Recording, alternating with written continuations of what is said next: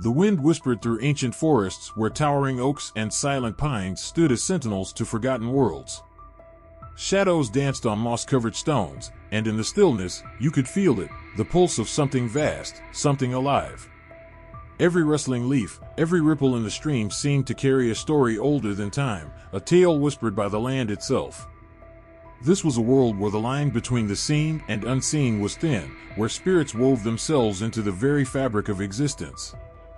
The people of the ancient Slavic lands did not see themselves as separate from nature. They believed everything had a soul, a presence, a heartbeat of its own. The rivers weren't just water flowing endlessly to the sea, they were living entities with temperaments and desires.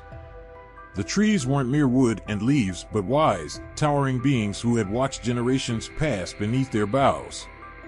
Even the stones, cold and unmoving, were thought to hold memories of the earth's creation, whispering them to those who cared to listen. Life was inseparable from these beliefs. A child's birth was not just a moment of joy but an event tied to unseen forces. It was said that spirits gathered to witness the new life, marking it with their blessings or their curses. Farmers plowing their fields would pause to whisper prayers to the land, asking for its favor, knowing that the soil had its own will.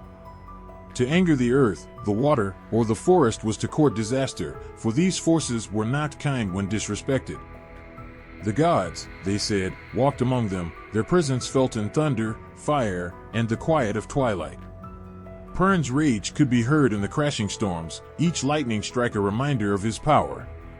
To see a snake slithering across the path was not just an encounter with a creature but a moment to honor Veles, the cunning god of the underworld who took serpent form.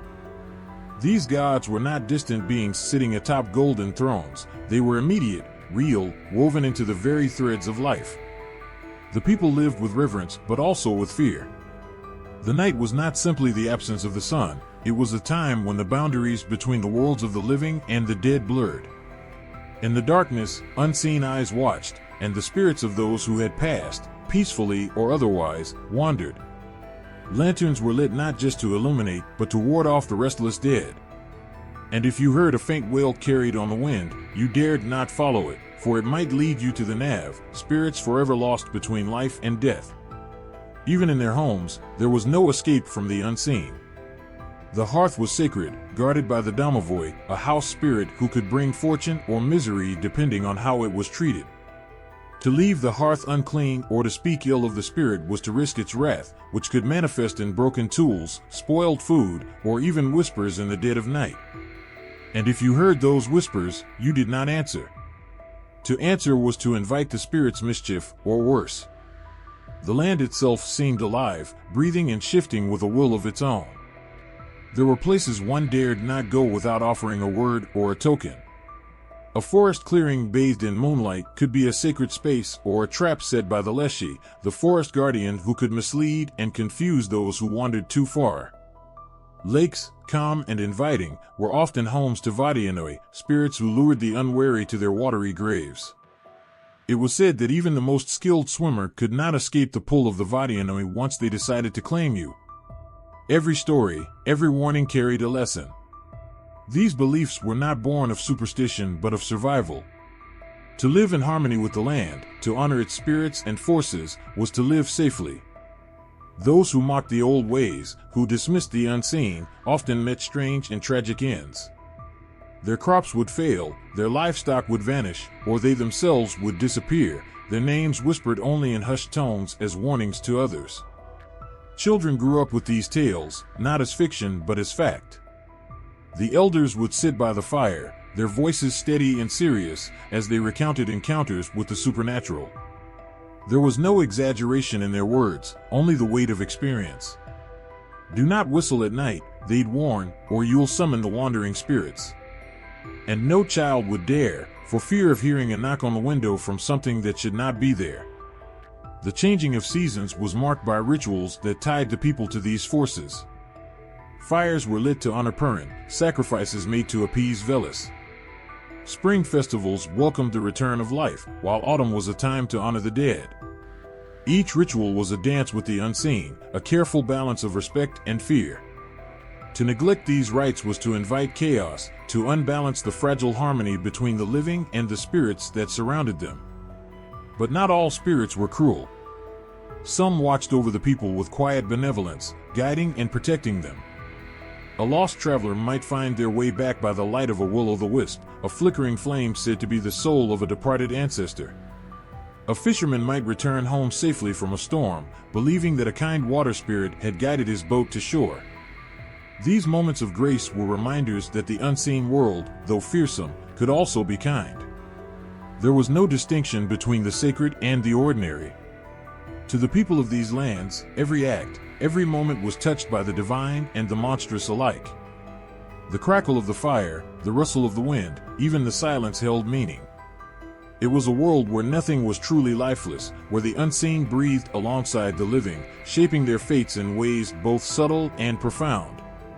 In the beginning, there was nothing but silence. A silence so vast and heavy it felt like the weight of the stars before they were born. There was no land, no sky, no wind to stir the emptiness. Just a stillness that stretched endlessly in every direction. It wasn't a peaceful quiet, but the kind that hums with something waiting to break free, something ancient, something powerful. And then, in the heart of this nothingness, a crack appeared.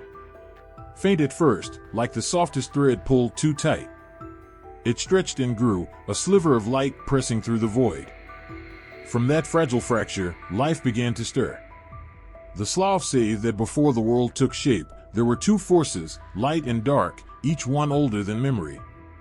They floated in the vast waters of chaos, swirling and circling but never meeting. Light drifted above, shimmering like the first dawn. Darkness curled below, thick and heavy as smoke. The waters between them stretched endlessly, holding the two forces apart, but their restlessness grew with each passing moment. It was not long before the two began to hunger for more. Light desired to see itself reflected, while darkness craved to feel the weight of something real beneath it. They did not speak, but their longing rippled through the water. And so, from the depths, a great bird rose. It soared on wings as wide as the sky would one day be, its feathers glinting with the glow of distant stars that had not yet formed. This bird was Rod, the first being, the one from whom all life would come.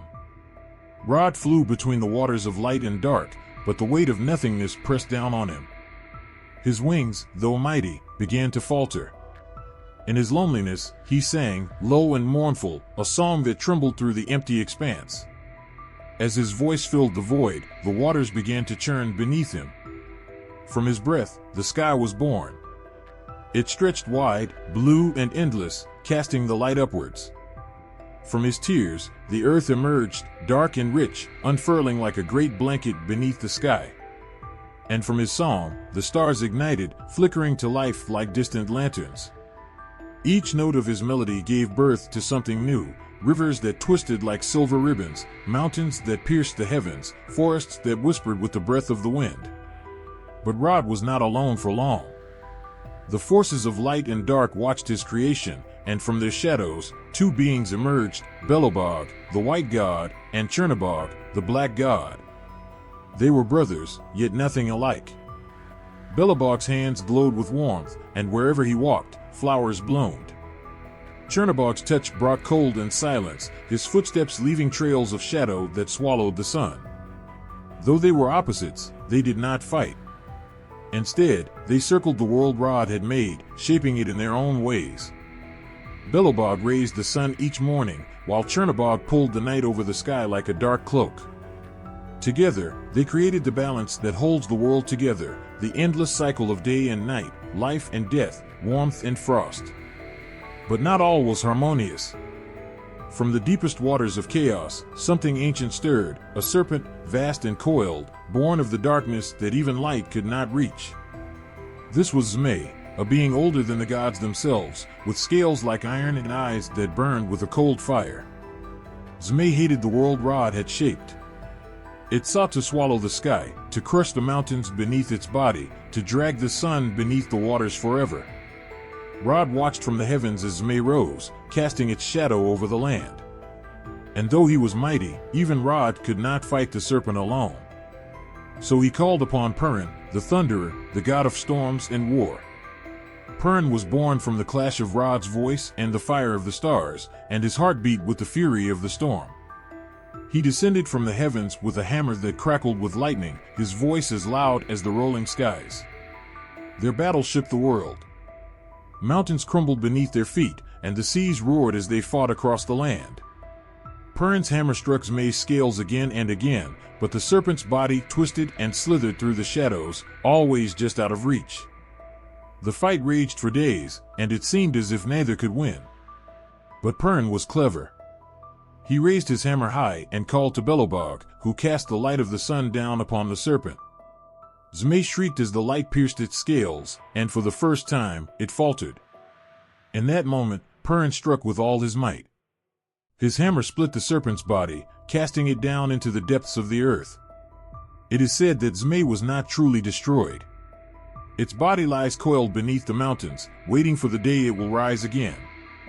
When thunder rolls across the sky, the people say it is Pern still battling the serpent in the depths of the world, ensuring that it remains bound in shadow. From the remnants of that great battle, new life blossomed. Where Pern's hammer struck the ground, springs burst forth. Where Zmay's blood spilled, the land grew dark and barren, giving rise to deserts and rocky plains. Even in defeat, the serpent's touch lingered, reminding all that creation came at a cost. The world was not perfect, but it was alive. Rod, weary from his labor, retreated to the heavens, leaving the care of the world to the gods who followed. They shaped the land further, crafting lakes, valleys, and the creatures that would walk upon it. Humans were born from the earth itself, molded by Belobog's gentle hands and given the fire of life by Pern's lightning. And so, the world spun on, cradled by the balance of light and dark, guarded by gods and watched by forces older than memory. The winds whispered with the voices of those ancient days, and the stars flickered as reminders of the song that gave birth to everything. The wind had teeth that night.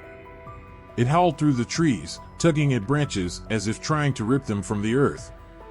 The villagers barred their doors and windows, but the wind found its way in through the cracks, slipping beneath the floorboards, curling around flickering flames like an unwelcome guest. Dogs whimpered and cowered in corners, and the old ones whispered stories under their breath, prayers to whatever listened beyond the veil of night. They knew what stirred outside. The forest wasn't just trees and shadows. It breathed. And sometimes, it blinked. The Leshy was out there, his form shifting with the trees, his eyes as pale as moonlight cutting through leaves. He could be tall as the pines one moment and small enough to walk among the foxes the next. His voice was the creaking of branches, the groan of trunks bending in the wind. If you heard your name called from the woods, you did not answer. No matter how sweet or familiar the voice sounded. It was the Leshy, and he did not call for company. They said he wasn't cruel by nature, but he had no love for men. The forest was his, and those who wandered too far from the path, who cut too deeply into the woods without leaving an offering, found themselves lost in ways that no map could undo. Once, a hunter named Ivan dared to boast that the Leshy was no more than a tale for children. He laughed as he felled tree after tree, piling the wood high. The villagers warned him to stop, to leave the last tree standing, but Ivan's axe did not rest. On the third day, his laughter faded. They found his camp empty, the fire cold. The trees around it had twisted unnaturally, their roots pulling the earth apart like hungry hands. Ivan's footprints led in circles, tighter and tighter, until they vanished beneath the gnarled roots. No one dared to dig. They knew better. The wind still carried Ivan's voice sometimes, soft, distant, as if it came from beneath the ground. But no one followed it. In the marshes, it was worse. The water never sat still, even when the air was calm. The Bolotnik lived there, a sluggish, bloated creature that rose from the reeds, his skin slick with mud and moss. He didn't move fast, but he didn't have to. Travelers crossing the marshes would stop to rest, and that was enough. The Bolotnik would watch from beneath the water, waiting for their eyes to grow heavy. Those who slept near the marsh often never woke. Their bodies were found half submerged, faces turned upward as if they had simply slipped into the water and let it take them. But their eyes were always open, wide and staring. No one could close them. It was said the Bolotnik could mimic the voices of those you loved. If you were foolish enough to listen, you'd see them standing on the other side of the marsh, calling softly. They'd beckon you forward, step by step, until the ground beneath your feet turned to water. And by then, it was too late. But not all spirits lurked in the water or woods. Some lived in the very air. On hot summer days, when the fields shimmered with heat, people walked carefully. Noon was a dangerous hour. The Polotnitsa waited in the wheat, her pale face hidden beneath a veil of golden hair, her long fingers trailing over the tops of the stalks. She wasn't always seen, but her presence was felt. The air grew thick, the kind that pressed down on your chest until breathing became a task. Those who lingered too long under the sun often met her. She asked questions, simple ones, about life, love, work. But her gaze was sharp, and if you hesitated, if your answer wasn't to her liking, she would grow angry. And the Polotnitsa did not forgive hesitation. A farmer's son once stayed behind in the field, eager to prove his strength by finishing the harvest alone. The others left at noon, warning him to do the same. By the time they returned, the field was empty. The boy's sickle lay in the dirt, and the wind that swept through the wheat carried a strange, soft laughter with it. They never spoke his name again. The rivers had their own guardians. The Vodianoi, the old water lord with skin like algae and eyes that glowed beneath the surface, was said to sit on the riverbed, watching those who fished in his waters. His beard, long and tangled with weeds, drifted in the current like a net. He was a jealous spirit. If he felt disrespected, he would shatter the nets and pull boats under, dragging fishermen into the depths with cold, webbed hands. Fishermen often threw bread into the river before casting their lines, a small token to keep him appeased. But sometimes, even that wasn't enough. A fisherman once scoffed at the old rituals, claiming he needed no spirit's permission to fish. That morning, he caught nothing. By midday, the water stilled unnaturally, the reflections sharp as glass. When the man leaned over the edge of his boat to peer into the depths, a pale hand broke the surface, gripping his collar. The boat drifted ashore hours later, empty but for a single fish lying in the center. Its eyes were missing. There were other spirits, too many to name, each tied to the elements they guarded. The hearth had the domovoi, a small, grizzled figure who lived beneath the stove and watched over the family. He could bless the household with warmth and plenty, but if angered, his pranks could turn dangerous. Plates would shatter on their own. Fire would refuse to light. And at night, heavy footsteps would echo through the home, though no one walked the halls. The domovoi rarely showed himself, but there were stories, glimpses caught in the corner of the eye, flashes of movement in the shadows. Once, a man woke to find the domovoi sitting at the foot of his bed, his eyes glowing like embers. The spirit said nothing. By morning, the man had packed his things and left the house, never to return. The elements were alive, their spirits watching, waiting. The people of the land knew this well. They walked carefully, whispered thanks to the wind, left offerings by the water's edge, and never forgot that even the ground beneath their feet was not truly still. The world was never silent. Even in the stillness of night, something moved beneath the stars, a soft hum in the bones of the earth, the quiet clash of forces that shaped every breath of wind and flicker of flame. The people didn't need to see it to know it was there. It could be felt, like the weight of unseen eyes lingering on the back of the neck. The light was never alone, and neither was the dark. Long before the first fires were lit, the Slavs believed two forces spun the threads of the world, neither one fully in control. Belobog walked with the rising sun, his steps soft but steady, bringing warmth and light wherever his hand brushed the land.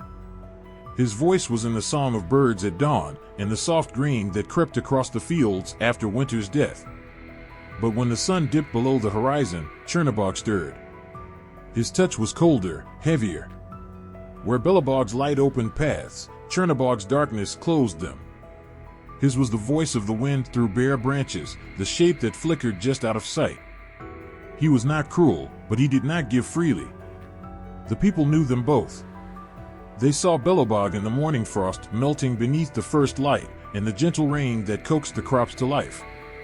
They felt Chernobog in the shadows pooling at the edges of their homes, and the storms that rattled the windows and stole the breath from their chests. One did not exist without the other. There was a story told around the fire, passed from elder to child. In it, a farmer once met a man dressed in white robes as he walked through his fields.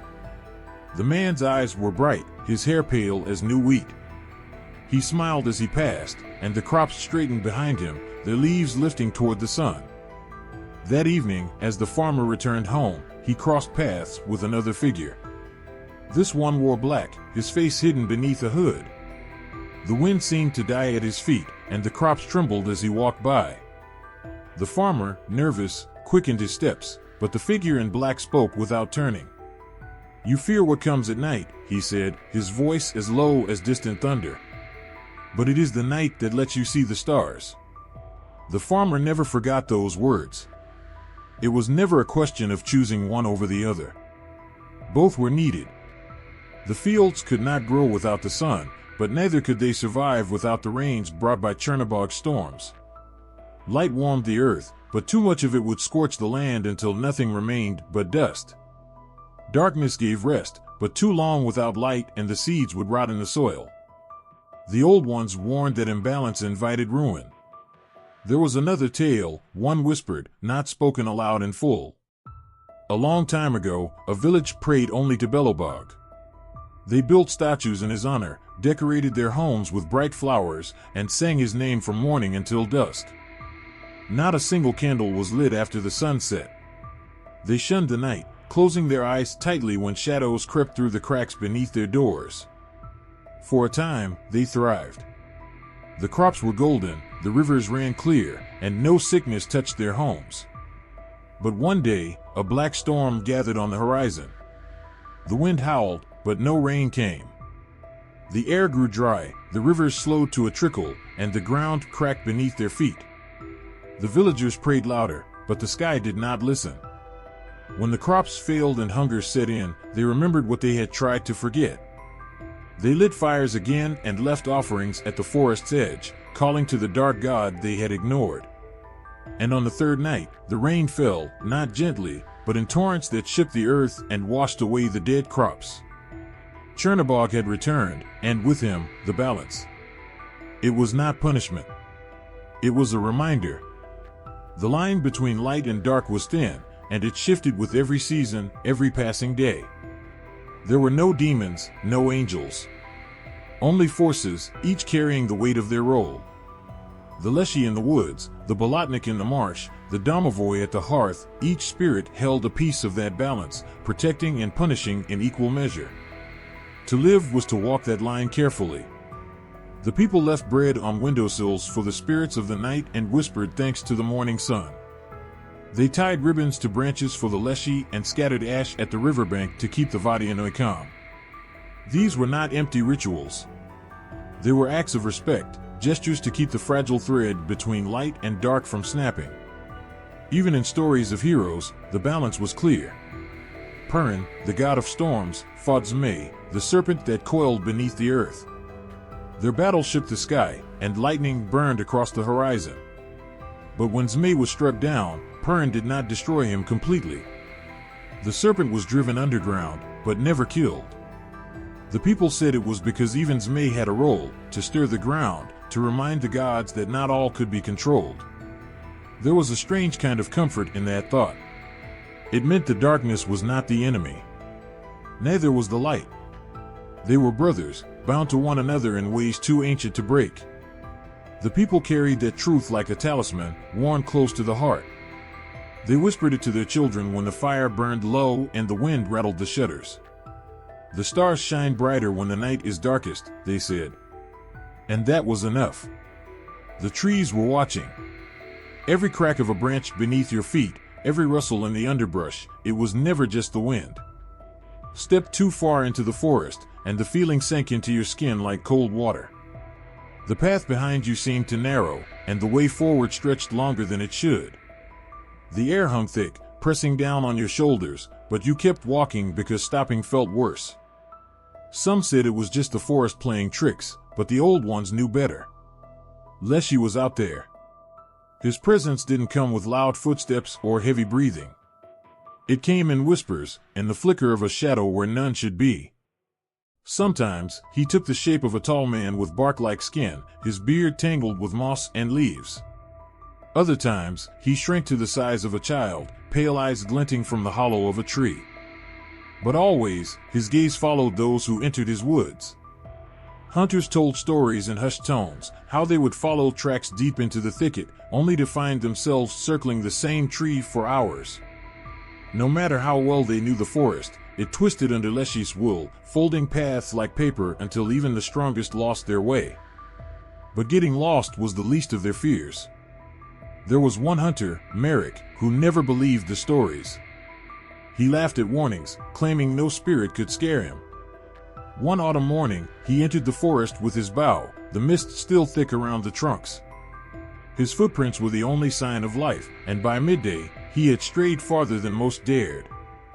That evening, Marik's wife waited by the edge of the woods, but he did not return. Days passed, and when the villagers searched, they found nothing but his bough lying beside a fallen tree, snapped clean in half. The ground beneath it was scorched as if struck by lightning, though the sky had been clear. No one spoke Marik's name again.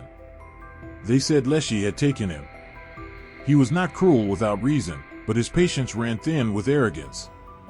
The forest belonged to him, and those who disrespected it were taught lessons that could not be undone. Children were told to leave gifts at the tree line, bits of bread, honey, or ribbons tied to low branches. Small offerings to keep Leshy's favor. If the gifts were accepted, the forest would feel lighter, and the path ahead clearer. If not, the wind would rise, cold and sharp, cutting through even the thickest coats. Sometimes, Leshy tested those who entered his woods. He would call their names from somewhere deep within the trees, using the voice of a loved one.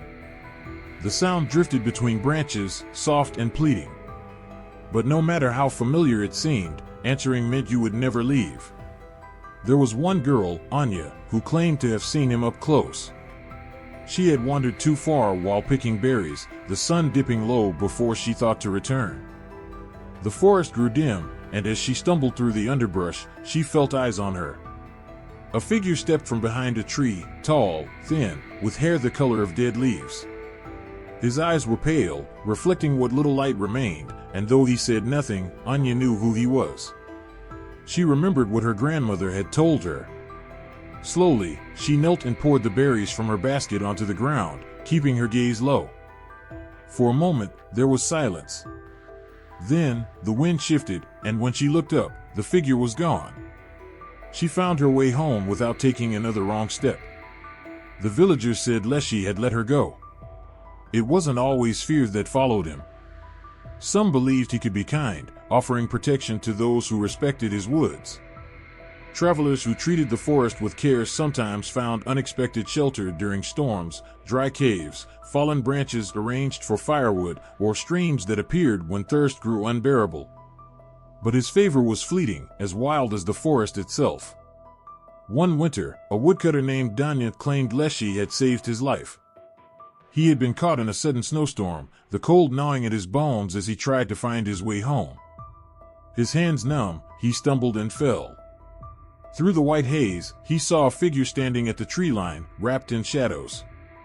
Without a word, the figure walked ahead, leaving faint footprints in the snow. Danya followed, dragging himself forward step by step until he collapsed at the village gate. By the time he turned to thank his guide, the footprints had already disappeared. No one questioned it. The forest held its own rules, and those who walked beneath its branches had little choice but to follow them. Leshy's laughter was sometimes heard in the distance, a low, rumbling sound that echoed between the trees. It wasn't the laughter of malice, but of something older, something that had seen countless seasons pass and would see countless more. The villagers knew that laughter meant he was watching, waiting to see who would honor the forest and who would forget. No one wanted to be forgotten by the woods. The crying never sounded close. It was always just far enough to stir unease, soft, broken sobs drifting through the trees at dusk. Anyone who heard it swore it came from a child, but no one ever saw footprints in the mud or found torn fabric snagged on branches. Still, they listened. One summer evening, a young man named Ilya was walking home from the river when he first heard the sound. The sky had turned purple, and the shadows beneath the trees stretched long and thin. The cry floated toward him, delicate and trembling, like a small bird caught in a storm. His steps slowed, and though his heart tightened, he kept moving. But the sobbing followed. He told himself it was a fox, maybe a deer, but the shape he glimpsed between the trees told another story.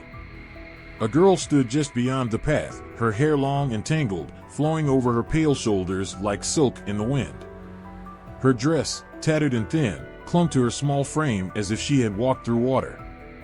Ilya hesitated. The girl didn't speak. She only watched him with wide, empty eyes.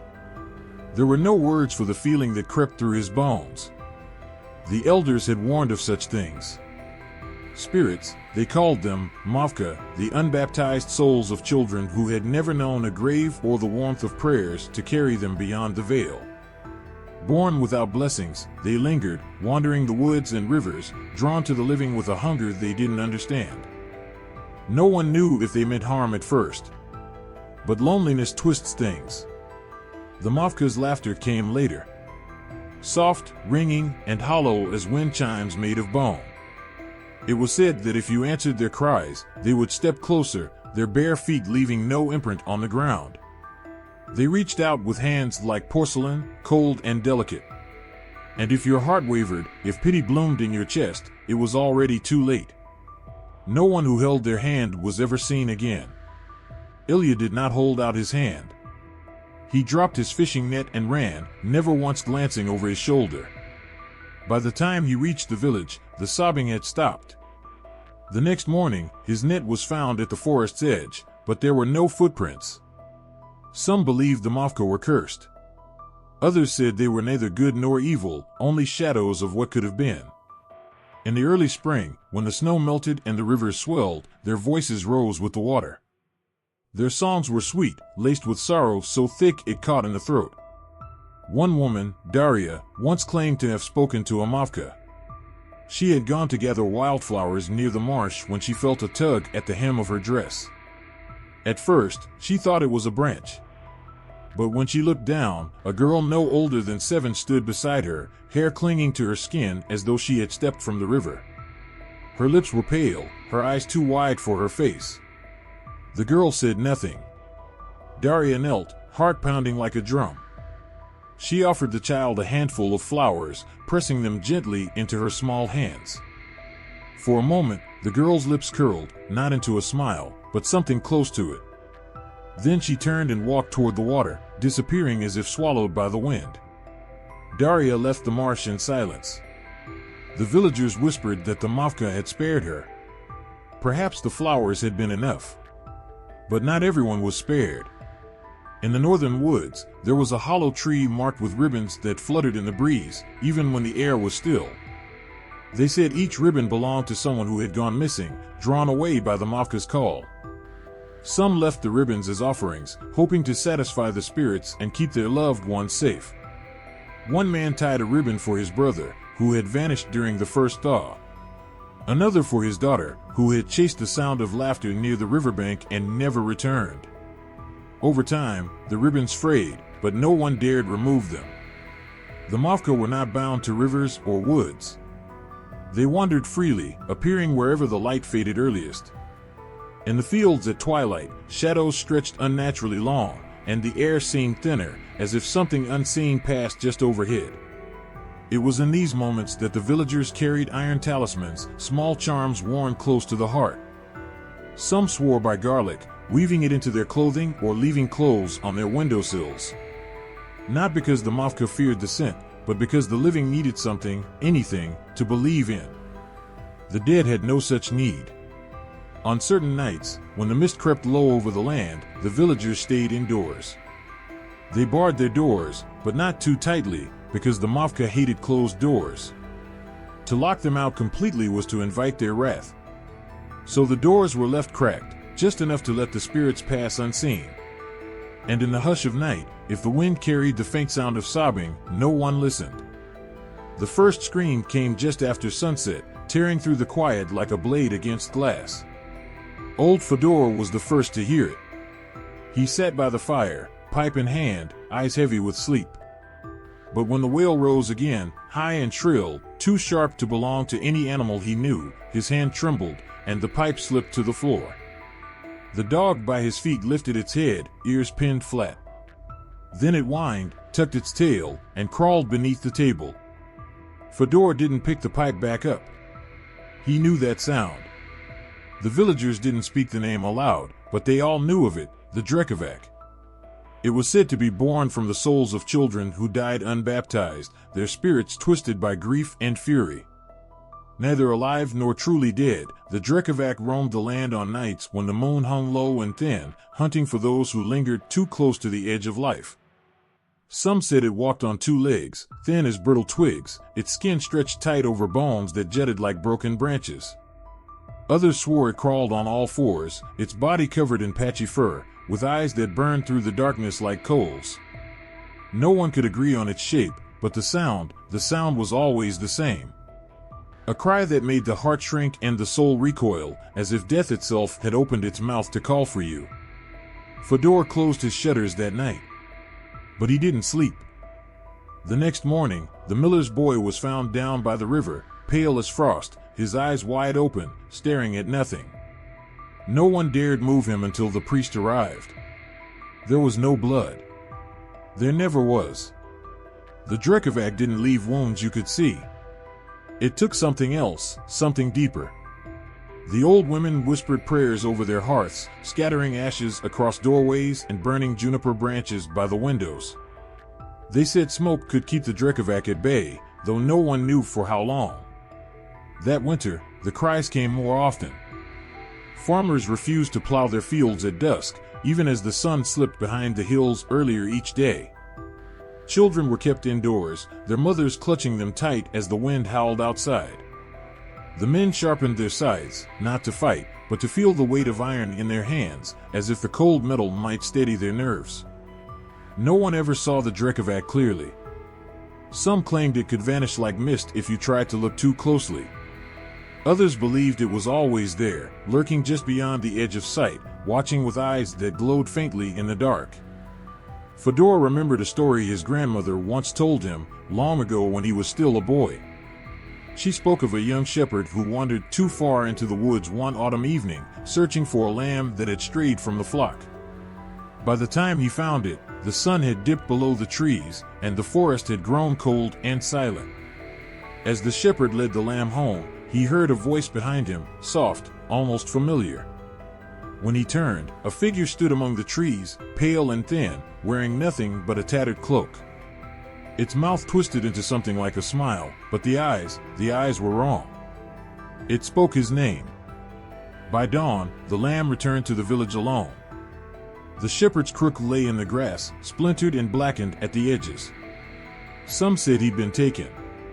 Others whispered he had simply stopped being. That was how the Drekavac worked.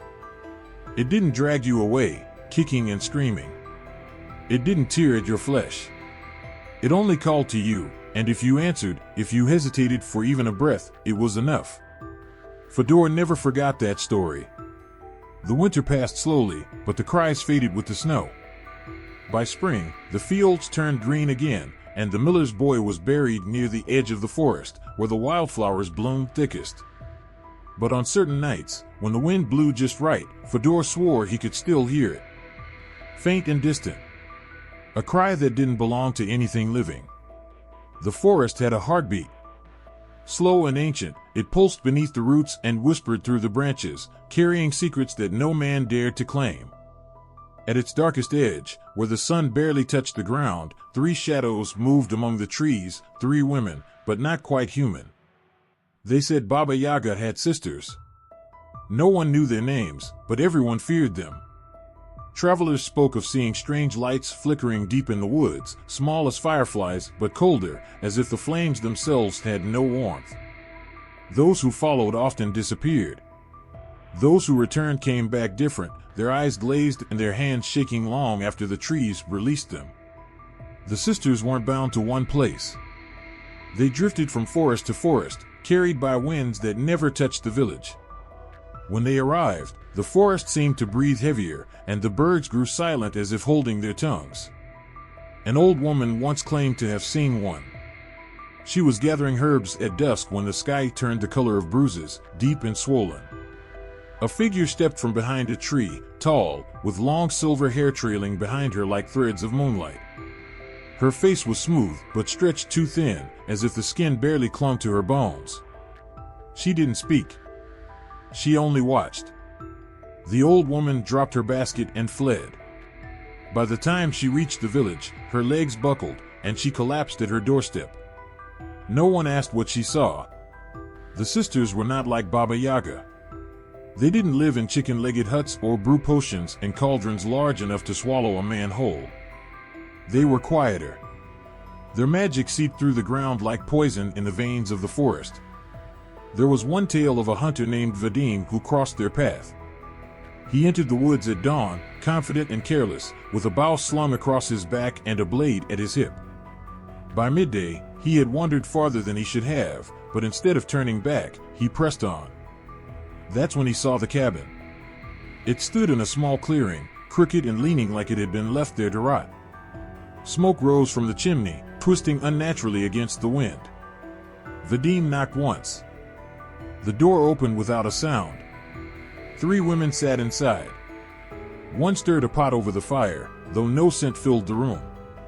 The second spun thread from a spindle, her fingers moving too fast for the eye to follow.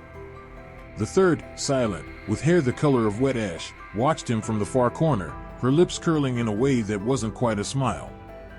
Vadim's throat tightened. He asked if they needed help, but none of them answered. The one by the fire only lifted her hand and beckoned him closer with a finger crooked like a branch. Vadim stepped forward. The moment his foot crossed the threshold, the floor creaked beneath him, not the sound of wood, but something deeper, like ice cracking under weight. He stumbled back, heart hammering, and the woman by the fire finally spoke. "You are wise to leave," she said. Her voice was hollow, echoing in a way that didn't match the small room. Vadim didn't stop to ask questions. He turned and fled, not daring to look over his shoulder. When he reached the village, his hair had turned white. The sisters were not merciful, but they were not cruel without reason. Those who respected the forest, those who left offerings of bread and salt at the tree line, often found protection beneath their gaze. Travelers who carried wildflowers or sang softly to the trees sometimes noticed footprints beside their own, small, bare feet that left no mark but followed until the path was safe again. But kindness was rare. More often, the sisters appeared to those who broke the unspoken rules. Men who cut down ancient trees, those who spilled blood on sacred ground, or those who hunted more than they needed. The forest had limits, and the sisters were its teeth. In the dead of winter, when snow buried the fields and hunger gnawed at the village, one man dared to steal from the woods. His name was Igor, and he prided himself on fearing nothing. Late one night, when the moon hung thin and sharp, he crept into the forest with an axe slung over his shoulder. He chopped at the first tree he found, its bark dark and frozen under his hands. The first swing echoed too loudly. The second didn't come. Igor froze. From the corner of his eye, he saw them, 3 shadows standing at the edge of the clearing, their faces hidden beneath hoods of woven black. Their eyes, pale and unblinking, shone like stars through the dark. He didn't run. He dropped the axe and fell to his knees, muttering prayers his grandmother had taught him as a boy. The sisters stepped closer. No one saw Igor again after that night. His axe was found months later, half buried in the snow, the blade rusted and dull. Some said the sisters had spared him, but he had chosen not to return. Others whispered that he still wandered the woods, his body little more than a shadow now, a warning to those who strayed too far. The forest remembers. And so do the sisters.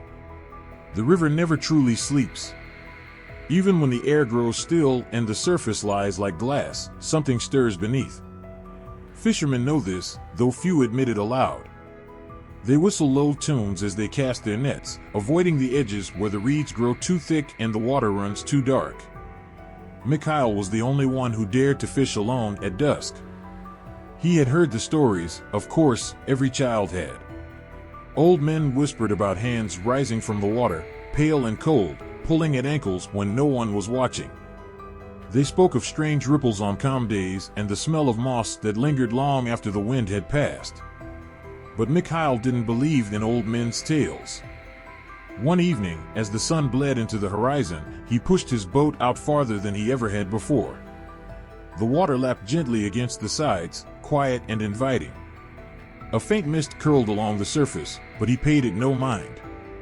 The first tug on his line was small. The second nearly yanked the rod from his hands. Mikhail leaned over the side, straining to see beneath the water. It was then that he noticed how still the river had become. The usual hum of insects had vanished. Even the trees seemed to hold their breath. He told himself it was nothing. But then he saw the eyes. Just below the surface, two pale orbs stared up at him, wide and unblinking. They weren't the eyes of a fish. They were too round, too human. Mikhail froze, his breath caught in his chest. The eyes drifted closer, and as they did, a face emerged, a face like stone worn smooth by centuries of water, with hair that floated like river weeds and skin as pale as the belly of a dead fish. The Vadianoi. Mikhail had always thought the stories described a monster, something grotesque and snarling. But this creature didn't snarl. It smiled. Slowly, it lifted a hand. Mikhail didn't wait to see what would happen next. His oars hit the water, hard and fast, sending ripples in every direction. He rowed until his arms burned, until the shoreline finally appeared in the fading light. When he stumbled onto the riverbank, his boat drifted away behind him, back toward the mist. He never returned to the river after that night. The Vadianoi is older than the trees and deeper than the stones that line the riverbed. It doesn't speak, but it doesn't need to. The water listens to it, bending to its will with quiet reverence. Some say the Vadianoi was once a man, cursed by the gods for greed or betrayal. Others claim it was never human at all, just a fragment of something ancient, given shape by the river's hunger. Whatever the truth, those who linger too long by the water's edge know better than to let their shadows touch the surface. There's an old belief that offerings can keep the Vadianoi content. Fishermen sometimes leave bread soaked in honey along the shore or scatter tobacco into the waves. They hope the small gifts will be enough to buy safe passage, enough to ensure that no hands rise from the depths to claim them. But the Vadianoi doesn't hunger for bread. It craves something warmer. Once, a miller's daughter went missing after she wandered too close to the river at dusk. The village searched for days, calling her name into the mist. Her shawl was found snagged on a low branch near the water, but there was no trace of her. A week later, her father stood at the river's edge, desperate and broken. He begged the Vadianoi to return her. The water rippled gently, as if laughing. And then the miller saw her. She stood waist-deep in the water, her dress billowing around her legs, though the current did not touch her. Her skin was pale, her hair tangled with reeds, and her eyes were as still and empty as the Vadianoi's. She did not speak. She only smiled that same cold smile before slipping beneath the surface without a sound. The miller did not call her name again.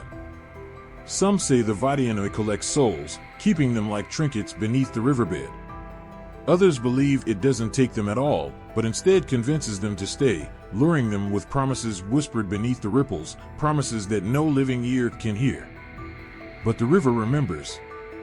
And so do those who have seen the pale eyes staring up from the depths. The lake never liked to be disturbed after dark.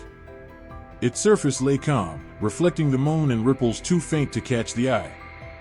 But if someone stood too long at the water's edge, they would feel it, the weight of unseen eyes watching from beneath. They said the lake held memories. On the coldest nights, when fog crept low over the reeds, people claimed they heard laughter. Soft, drifting across the water like wind through leaves. But the sound didn't carry joy. It carried something else, something hollow, stretched thin by sorrow. Long ago, there was a girl who drowned there. Her name had been forgotten, but her story lingered, whispered between mothers and their daughters like a warning. She was fair, they said, with hair that tumbled down her back like golden threads. She used to walk the edge of the village, quiet and gentle, never meeting anyone's eye. One summer, she fell in love with a man who didn't love her back. The last time anyone saw her, she was standing at the lake, staring into the water as if searching for something. By morning, she was gone. No one knows if she stepped into the lake willingly or if the weight of heartbreak pulled her under. But as the years passed, strange things began to happen near the shore. Fishermen spoke of seeing a woman standing waist-deep in the water, her hair drifting across the surface like silk. When they called out, she smiled, soft and sweet, as if she had been expecting them. But no one who followed her ever came home. The Rusalka doesn't forget. She lingers at the edges of rivers and lakes, waiting with a patience only the dead can hold. Her beauty is a mask, hiding the cold that clings to her like mist.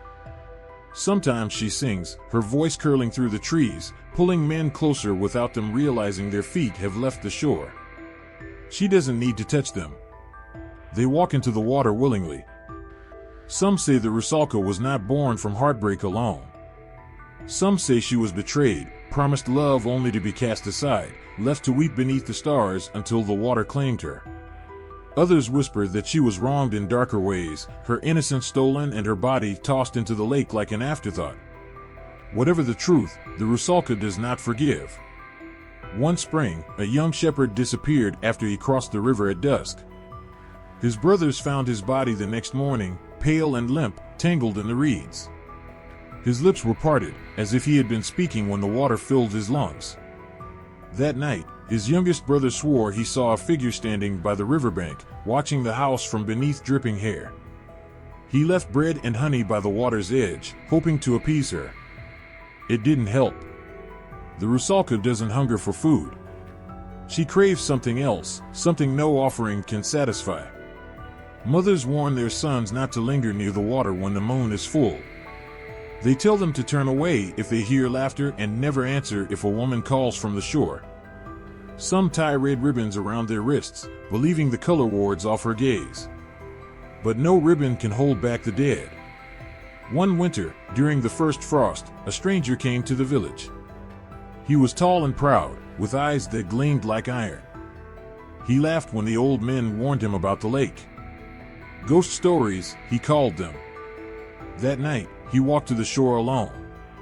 The next morning, they found his footprints leading to the water's edge, straight in, without hesitation. There was no struggle.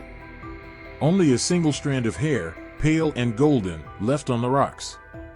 The Rusalka is not bound to one place. Rivers carry her from village to village, her whispers trailing behind like threads.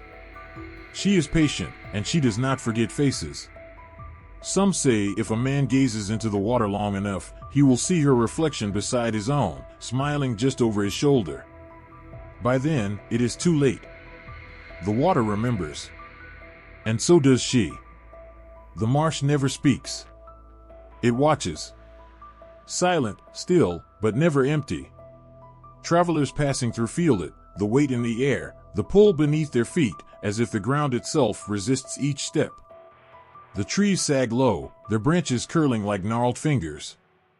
The water, dark and sluggish, hides what lies below. Ivan knew the warnings. Everyone did. The marsh wasn't a place to wander after sunset. But when the cow strayed from the pasture, he couldn't ignore his father's orders. Ivan followed the soft prints in the mud, hoping to find her before the light faded. The mist was already gathering by the time he reached the edge of the marsh. It sat there, draped across the water like a thin veil, swallowing sound and sight in equal measure. Ivan hesitated. He could feel something watching him from beyond the fog, though no shape broke the surface. But then, there it was. A flash of white between the reeds. The cow. Relief washed over him. Ivan stepped forward, his boots sinking deeper with each move. She was close now, just beyond the next bend. The closer he got, the stranger the air felt, thick and damp like breath on his skin. When he rounded the corner, he stopped cold. It wasn't the cow staring back at him. A man stood there, half submerged in the marsh, his head just above the waterline. His skin was pale green, as if moss had grown over his face, and his eyes, dull, sunken, and cold, watched Ivan with an unsettling calm. The Bolotnik. Ivan had heard the stories whispered in the village. The marsh spirit rarely appeared to anyone, and when it did, it meant death was close. It was said that the Bolotnik wasn't born, but made, perhaps once a man who wandered too far and sank beneath the mud, swallowed whole by the earth until his body became part of the marsh itself. Now he waits, just beneath the water's surface, luring the unwary closer. Ivan stepped back, his heart pounding. But the Bolotnik didn't move. It only stared. A flicker of movement to Ivan's left caught his attention. His cow, standing farther down the bank, head lowered, chewing lazily at the grass. She hadn't wandered far after all. Ivan turned to leave, but when he looked back at the water, the Bolotnik was gone. Only the ripples remained. The marsh doesn't forget those who enter. Fishermen speak of strange bubbles rising near their boats when they drift too close to the reeds. Sometimes, when the wind dies and the air grows unnaturally quiet, they catch glimpses of a pale figure just below the surface. But no matter how long they stare, the face never fully emerges. They know better than to wait. Those who linger too long feel the mud pulling at their legs, gentle at first, like hands pressing softly against their ankles.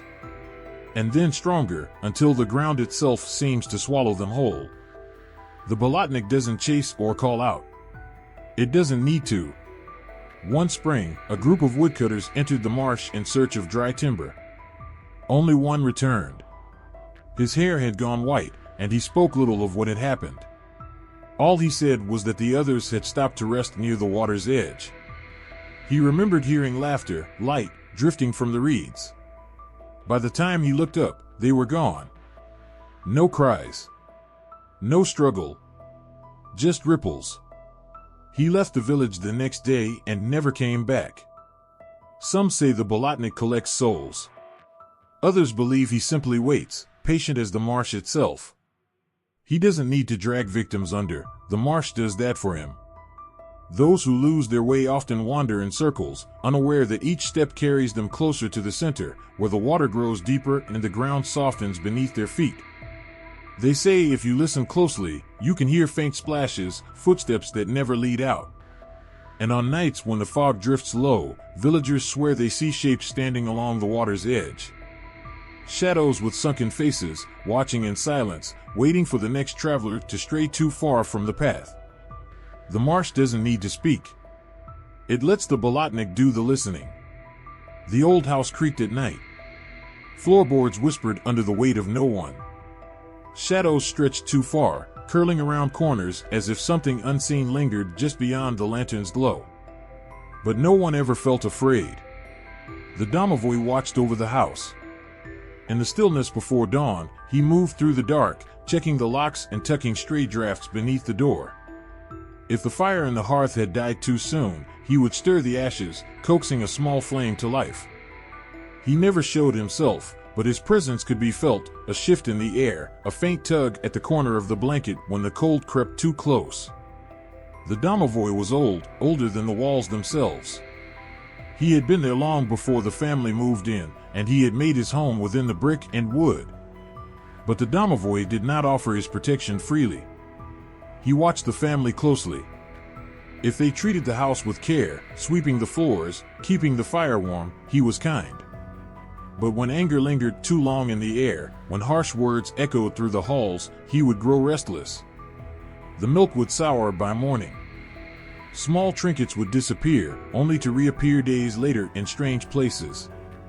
And sometimes, in the quiet of night, footsteps would echo from the empty rooms upstairs. No one dared to disrespect the domovoi. The grandfather, with hands weathered by time, often left him offerings. A crust of bread beneath the stove, a bowl of milk on the windowsill when the snow piled high. Little things, simple and humble, but they mattered. The domovoj's touch lingered over those who remembered. The grandfather's tools never rusted, and his crops always grew strong. But one winter, the son of the house, young and proud, laughed at the offerings. "It's just a story," he said, brushing crumbs from the hearth. "No spirit keeps this house." That night, the wind howled louder than usual. The fire, fed and tended carefully, refused to burn. No matter how much wood the boy laid upon it, the flames dwindled, leaving the room cold and silent. In the morning, his boots were gone. The ones he had worn every day, sturdy and well-worn.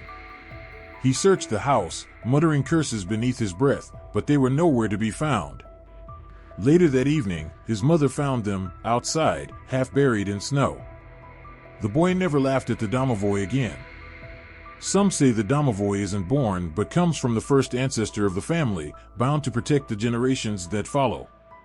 Others whisper that he is older than any man, a spirit tied to the land itself, drawn to homes where the walls hold warmth and love. But the domovoj is not always kind. If the family neglects him, if the hearth grows cold and the house is left to decay, he turns bitter. His touch becomes heavy, and shadows gather in the corners. Strange sounds, scratching behind the walls, the soft creak of doors opening on their own, become frequent. The steam rises in thick, suffocating clouds. The heat wraps itself around you, making your skin burn, your breath shallow.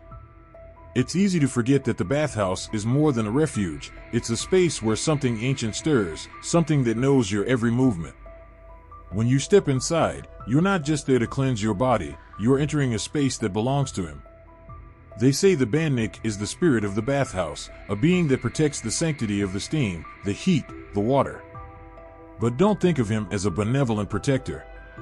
He's quick to anger, and his punishment can be swift, brutal, and terrifying. The bathhouse is his domain, and if you're not respectful, he will make sure you understand the price of your disrespect. A villager from the north once told a story that chilled the bones of those gathered around the fire. It was about a man named Ilya, who, after a long day of work, decided to take a late-night bath. It was quiet, almost too quiet, and the steam curled like a blanket around his body. He had come to unwind, to relax, but he'd forgotten one important rule: you never enter the bathhouse in anger. You never disrespect the spirit that calls it home. Ilya, tired from a long day's labor, was angry. His crops had failed, and his family was struggling. In his frustration, he muttered curses under his breath as he sat in the hot steam. The bandnik had heard him. That was the mistake. At first, nothing happened. The air felt thick with the scent of pine and the faint smell of wood burning in the stove. But then, slowly, the temperature started to rise. The walls seemed to close in, the air suffocating. It was as though the steam was pressing against Ilya's chest, pushing harder and harder, suffocating him. He tried to leave, but the door wouldn't open. His body was soaked with sweat, his limbs heavy, as if they no longer belonged to him. The heat was unbearable, and Ilya began to feel the sweat turning to ice against his skin. That's when he heard the whisper. The sound was soft at first, like the hiss of steam or the rustle of a towel, but it grew louder, sharper. It was a low, guttural sound, almost a growl. Ilya looked around, but there was nothing there. Only the steam, thick and suffocating. Then, through the mist, something moved. A shadow, hunched and misshapen, crept across the floor.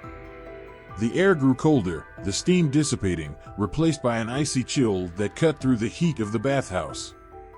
The figure, half human, half beast, emerged from the mist, its face twisted in an expression of rage and malice. It had the body of a man, but its skin was gray, mottled, like the bark of an old tree. Its eyes glowed with an unnatural light, burning with fury. The bandnik was here. Ilya's heart pounded in his chest as the creature stepped closer. It moved with a predatory grace, its limbs long and spindly, as if it were both human and something else, something ancient. It sniffed the air, its nostrils flaring, and then its lips curled into a smile. But it was no friendly smile. It was a grin filled with cruel amusement. "You disrespect my home," the bandnik hissed, its voice like the scraping of stones against metal. You will pay for that. Ilya's body froze, but his mind screamed for him to move. He tried to push himself up, to run, but his legs betrayed him. The heat of the bathhouse and the weight of the Bannik's presence held him down like an iron grip. The spirit's hand reached out, long fingers closing around Ilya's throat, squeezing just enough to make him gasp for breath. The Bannik's eyes bore into his soul as it spoke in a low, mocking tone. Never enter my domain with disrespect. Never. With that, it threw Ilya against the stone wall, sending him crashing to the ground. The bathhouse seemed to grow darker, the steam clouding around him, suffocating, choking. And then, just as suddenly as it had all started, the Bannik was gone.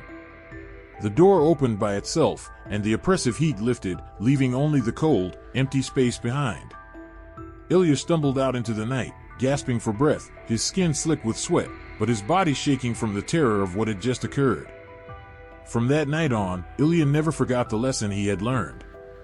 He always approached the bathhouse with reverence, making sure to offer a quiet prayer to the spirit before entering, lest he provoke the Bannik again. For he knew now, more than anyone, that the spirit that dwelled within the walls of the bathhouse was not to be trifled with. The Bannik lives on in those forgotten corners of the bathhouse, waiting. Watching. He is there in the mist, in the crackling heat of the stove, in the whisper of steam rising from the water. And he will not forgive those who disrespect the sanctity of his domain. There are places in a home where warmth isn't just about the heat, where it seeps into your bones and fills you with a sense of safety, a sense of belonging. The hearth, the oven, these are more than just sources of comfort. For some, they are homes to spirits, beings of fire that protect, punish, and watch from the shadows. The oven sits quietly in the corner of the old cabin, its stone walls worn and weathered by time. You would never think that something so ordinary could hold such power, such life. But if you listen carefully, you might hear the whispers, faint but unmistakable, the kind that come when the fire burns low and the warmth of the hearth spreads throughout the room. The Oven-Nick is near, watching with glowing eyes, waiting. When Masha was a little girl, she was told to never anger the Oven-Nick. Her grandmother, with her frail hands and eyes that held secrets, would often remind her as she stoked the fire or swept the floor. Keep the hearth clean, keep the fire fed, and always, always show respect to the Oven-Nick, she would say, her voice barely a whisper, like the rustling of dry leaves. At first, Masha didn't understand. How could a spirit live in the oven? How could something so tiny, so hidden, hold so much power? But she would soon learn. One cold winter evening, as snow piled against the windows and the wind howled through the cracks of their little home, Masha's grandmother fell ill. Feverish, unable to get out of bed, she asked Masha to fetch some wood for the fire. The girl had been tired, having spent the whole day helping her grandmother, but she went to the pile of logs outside without question. One family in the village learned this too late. Their house stood empty for years, windows dark and broken. People said the domovoi had left, taking all the warmth with him. But on certain nights, when the moon hung low, villagers swore they saw movement through the cracked glass, just a shape, small and hunched, watching. Waiting for someone to return. The house remembers. And so does he. The scratching always started at night. Soft at first, like the rustling of mice behind the walls. But as the hours crept by, it grew louder, long, deliberate drags of nails against wood. No one ever saw her. But she was there. The Kikimora lived in forgotten corners of the house, the cracks where the floorboards didn't meet, the crawl spaces behind the stove. She never entered through the door. Some said she slipped in with the wind through the chimney, others believed she rose from the dark soil beneath the foundation, curling up through the cracks like roots. Those who knew better never left their homes untended. But the family that lived in the crooked house at the edge of the village did not know better. They heard the scratching for weeks. The mother blamed rats, though no traps ever caught them. The father patched the holes, yet every morning, new ones appeared. The little girl in the smallest room whispered of a woman she saw through the cracked window at night, a woman with long, thin fingers and tangled hair like dried weeds. The parents told her it was a dream. It wasn't. The Kikimora isn't like the domovoi. She does not guard the house. She weaves herself into it. She comes where neglect lingers, in homes where dust piles high and forgotten things rot in the attic. She waits for arguments to poison the air, feeding on resentment, growing stronger in the cold spaces left by silence. One night, the father left his tools by the hearth. The next morning, they were gone. Later, they found them buried in the ash. The little girl's toys began to disappear. Her doll, her wooden horse, one by one, taken. She cried, but no one listened. At night, she lay awake, listening to the sound beneath her bed. The slow scrape of brittle fingers brushing against the floorboards. The Kikimora does not strike all at once. She unravels the home piece by piece. Clothes left out overnight are shredded by morning. Plates crack, cups leak, no matter how well they're cared for. Milk spoils in the pail, bread hardens faster than it should. She hides behind curtains during the day, but at night, she watches from the corners, two small glints of light just above the floor, where her eyes catch the faintest flicker of the dying fire. The villagers say she was once a woman. A forgotten wife or scorned spirit, wandering until she found a place to claim. She slips into houses where sadness lingers, knitting herself into the walls like mold spreading in the damp. But there are whispers of worse things. Some say she was never human. That she was born from the house itself, from the shadows beneath the floor where the light can't reach. Those who anger her learn too late. One winter, the father of the crooked house kicked the stove in frustration. That night, the fire refused to burn. The next morning, he woke to find scratches on his feet, thin, sharp cuts, as if he had walked barefoot through broken glass. His wife warned him not to speak loudly near the stove again. But the girl knew the truth. She saw the Kikimora standing in the hallway that night, just at the edge of the lantern's glow. Thin as bone, with arms that dragged against the floor and hair that hung like tangled roots from her head. The Kikimora didn't blink. She only watched. By spring, the house stood empty. The family left without a word, abandoning their things. No one dared enter, even after the windows cracked and the roof sagged inward. But on some nights, when the wind carried just right, the villagers swore they heard the soft scratch of nails against the broken wood, as if someone still lingered inside. Waiting. There's an old saying that the bathhouse knows no mercy. It isn't just a place for warmth or cleanliness. It's where the bandit watches, waiting. And if you're not careful, he'll remind you of that in the worst way possible. When she returned with an armful of wood, she was met with the smell of smoke. At first, it was faint, just a hint of something burning. But as she stepped inside, her heart skipped a beat. The oven door was wide open. The fire inside was raging, wild, as if the oven itself had come alive. She ran to the hearth, but the flames surged higher, licking at the edges of the room. Masha tried to close the oven door, but her hands were shaking too badly. The smoke was thick now, choking the air, and the heat was unbearable. And then she heard it, a low growl, like a rumble from deep within the earth. A figure emerged from the smoke, tall and thin, with glowing eyes that reflected the firelight. It was the oven Nick. The spirit of the hearth wasn't just made of fire. It was made of warmth, protection, and wrath. Its form flickered and danced, like the flames themselves, but there was something deeply unsettling about it. Its eyes, burning like hot coals, fixed on Masha with an intensity that made her blood run cold. "You've forgotten," the spirit's voice was a crackling whisper, like the embers that slowly burned down in a fire. "You have neglected the hearth. You have forgotten to feed the fire." Masha trembled, her breath caught in her throat. She had forgotten. She had been too tired to tend to the fire properly. She had let the warmth die down, and now, the oven Nick was angry. Tears filled Masha's eyes as she pleaded with the spirit, her voice breaking. "I'm sorry, I didn't mean to. Please, don't hurt my grandmother. Don't take her away from me." The spirit seemed to pause, its form shifting like the flames flickering in the hearth. For a moment, Masha felt the warmth of the oven surround her, gentle and soft. But then, the oven grew colder, darker. The flames flared, and the ovennik's voice filled the room again, louder this time, like the crackling of burning logs. "You must learn respect," it hissed. "The hearth is not just for warmth, it is for life. Neglect it, and it will turn on you." With trembling hands, Masha threw more wood into the fire, her eyes never leaving the spirit. Slowly, the flames began to calm, the heat growing steady once more. The ovennik lingered for a moment, its form flickering in the firelight, and then, just as quickly as it had appeared, it was gone.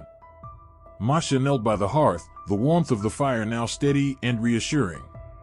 Her grandmother was still ill, but the danger had passed. The spirit of the oven had reminded her of its power, of the respect it demanded. From that moment on, Masha knew she would never again take the hearth for granted. Years passed, but the lesson stayed with her. As she grew older, she came to understand that the ovennik wasn't just a spirit to be feared. It was part of the home, part of the family. It protected them from the cold, kept their hearts warm during the harsh winters. But it could not be ignored or taken for granted.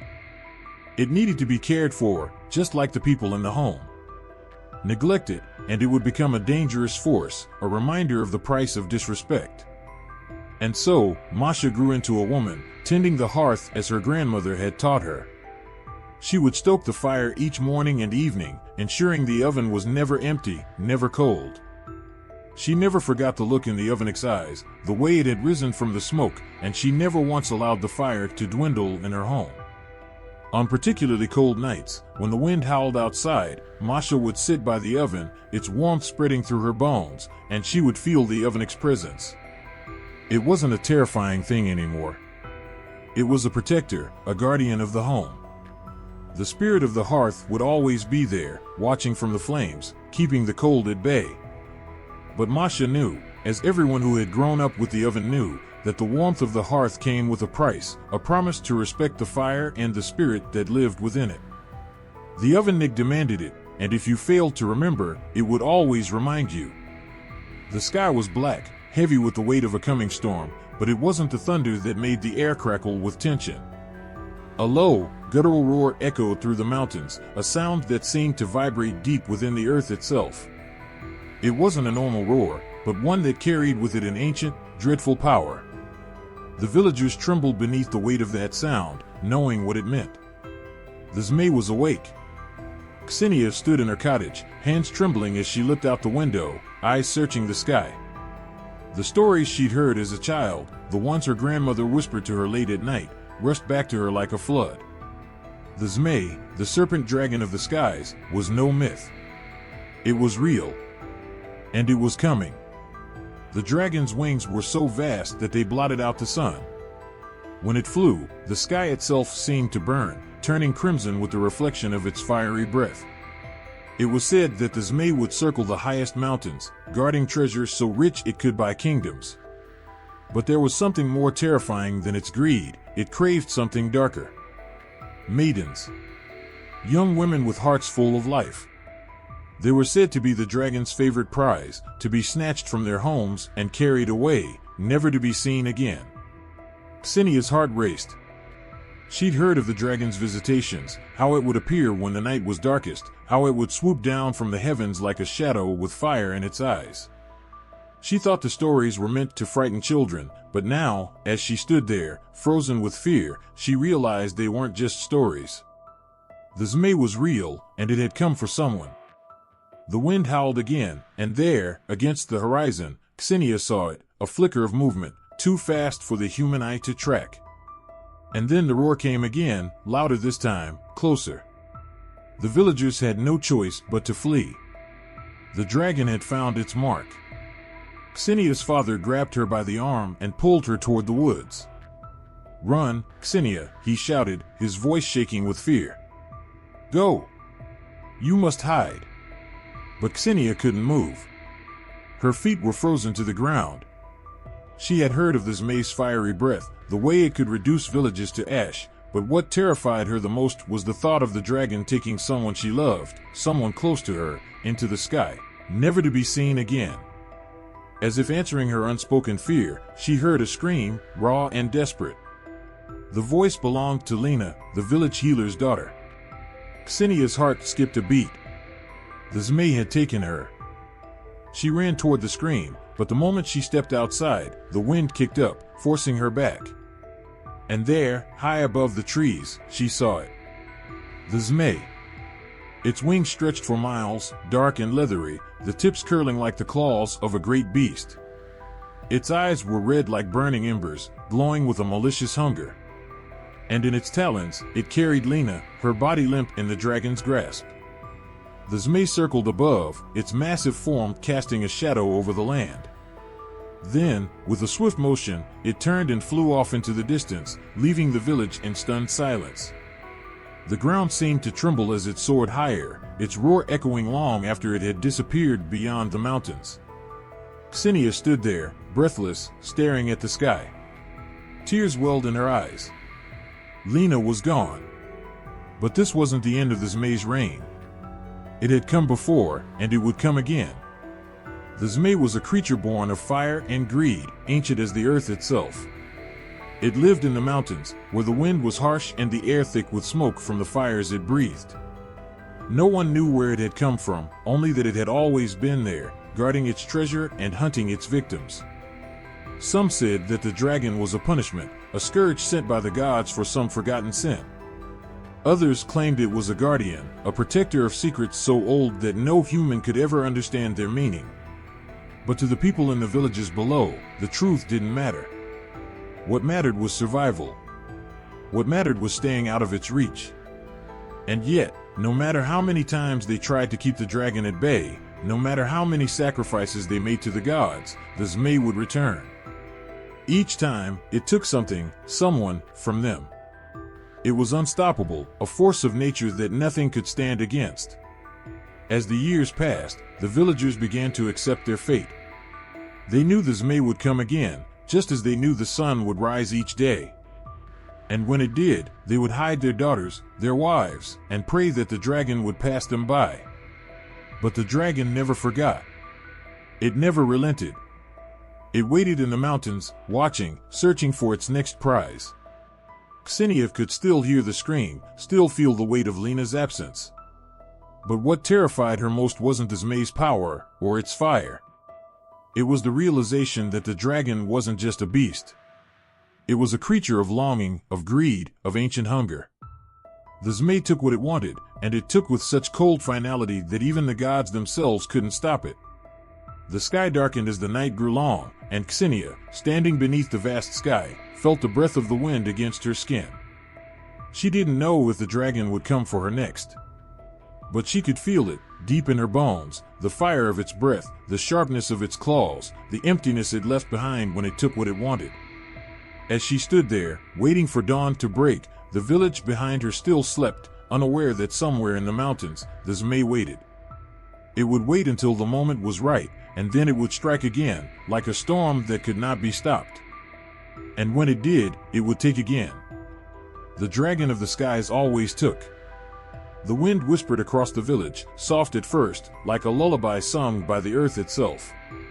It carried with it a chill, a bite that dug into the bones. At dusk, the air shifted. A strange, uneasy silence settled over the land. The trees, usually so alive with the rustle of leaves, stood still. Even the birds seemed to hold their breath. Then, without warning, the wind grew stronger, fierce and wild, as if something unseen was sweeping through the air. And in the heart of that wind, there was something more, something that felt wrong. The villagers knew it well. It was the Struziga. Marina stood by the door, peering out into the fading light. Her heart pounded as she watched the sky darken. The air was thick, stifling, pressing down on her chest like the weight of 1,000 unseen hands. She knew she shouldn't have come outside, knew the dangers of being exposed when the Struziga was near. But the pull of the wind, the strange sensation of being watched, was too strong to ignore. She didn't know how long she had been standing there, but then she saw it. A flicker in the corner of her eye, a shadow, too quick to catch, but undeniable. Her blood turned cold. There, high above, the wind began to stir in unnatural patterns. Flashes of something, no, someone, slipping through the air with a speed that could not be human.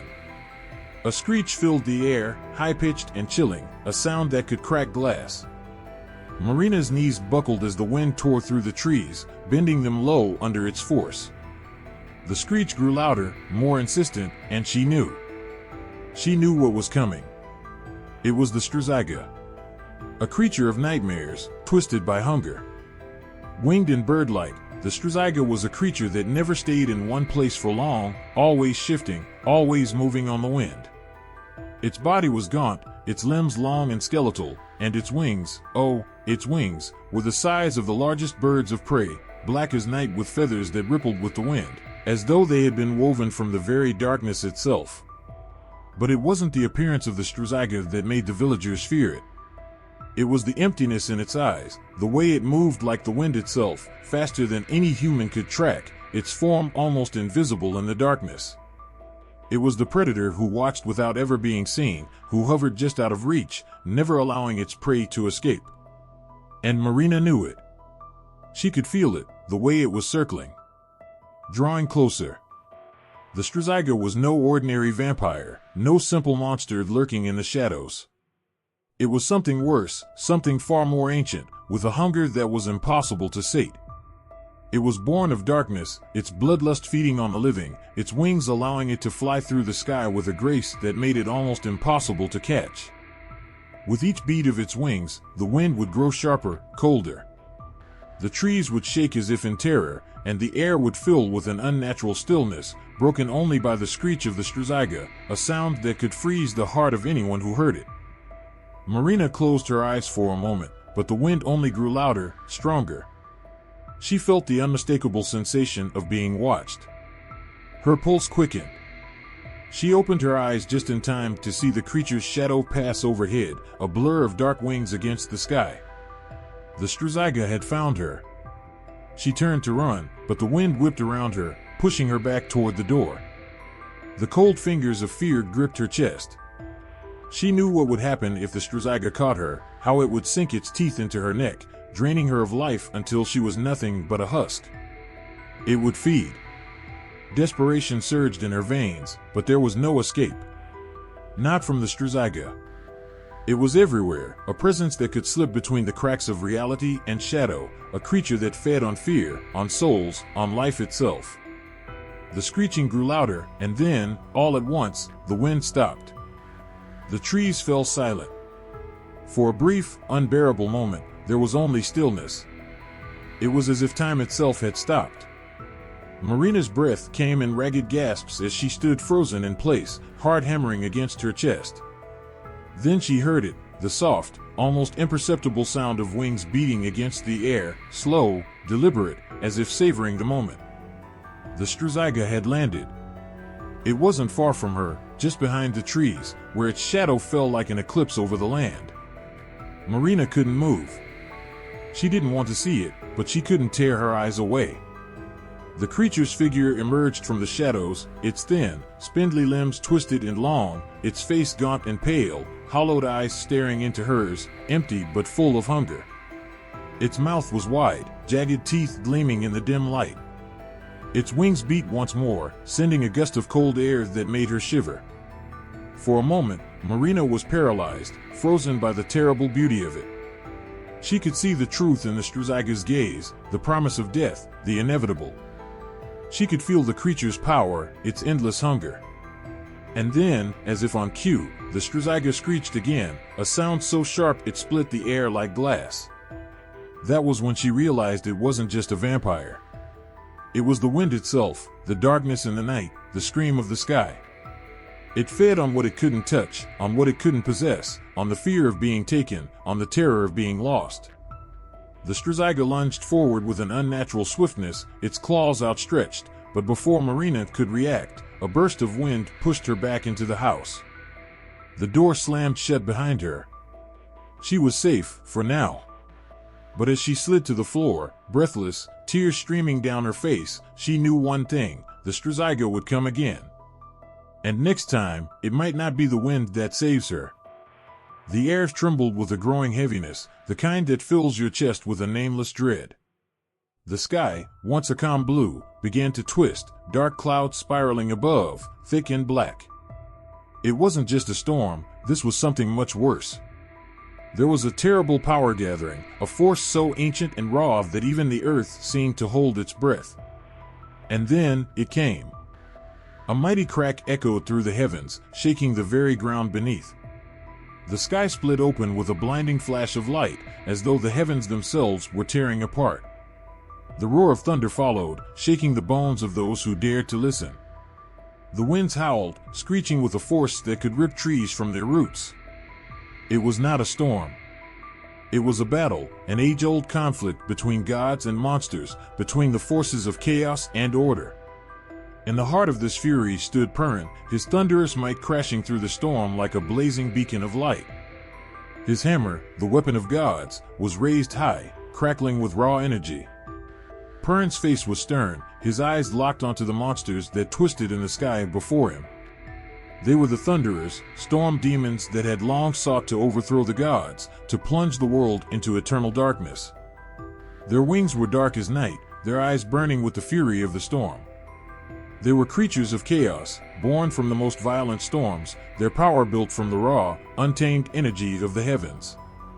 With each strike of Perrin's hammer, a bolt of lightning split the sky, slicing through the storm like a sword through flesh. But the Thunderers were relentless. They shrieked and howled, their wings slicing through the air, each one carrying the force of 100 hurricanes. They were drawn to Perrin's power, eager to crush the god who dared stand against them. The battle raged on, and with each passing moment, the storm grew more violent. The sky seemed to come alive, the clouds writhing and twisting as the Thunderers clashed with the god of thunder. Lightning flashed like 1,000 burning eyes, blinding and terrifying. The wind howled with the screams of the fallen. But Perrin stood firm, his hammer slamming into the demons with unyielding force. With each strike, the sky crackled, and the Thunderers screamed in agony, their monstrous forms breaking apart, only to reassemble, more vicious and wild than before. But it wasn't just the Thunderers that Perrin fought. The storm demons were many, and in their ranks were ancient beings of terrible power. Storms were their domain, chaos their strength. They were creatures born from the fury of the earth, wind, and sky.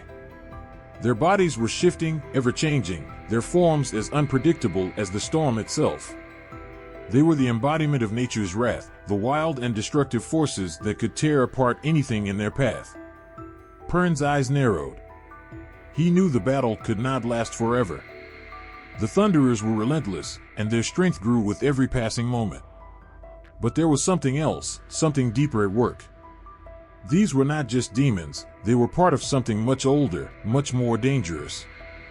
They were the keepers of the storm, the rulers of chaos, and if they were allowed to win, the world would be consumed by darkness, by endless thunder and lightning. There would be no peace, no calm. The very sky itself would burn. With a roar that shook the heavens, Perrin swung his hammer once more, and the heavens cracked open, a lightning strike so powerful it could shatter the very fabric of the storm. The Thunderers screeched in fury as their forms writhed, but Perrin pressed on, unyielding, his fury matching theirs. Each clash of his hammer sent ripples of energy through the sky, pushing back the storm's madness, inch by inch. Yet, for every victory, the storm grew stronger, the demons more fierce. They circled around Perrin, their monstrous wings beating with a force that could tear the world apart. Perrin's strength began to wane. His grip on the hammer faltered for a moment, and in that moment, the storm demons seized their chance. They descended upon him with a ferocity unmatched, their claws tearing at his flesh, their shrieks echoing through the heavens. But Perrin did not yield. With a primal roar, he summoned the power of the heavens itself, calling upon the strength of the earth, the sky, and the storms. He raised his hammer high once more, his body glowing with the raw power of the gods, and he struck the sky with a force so tremendous that the world itself seemed to tremble.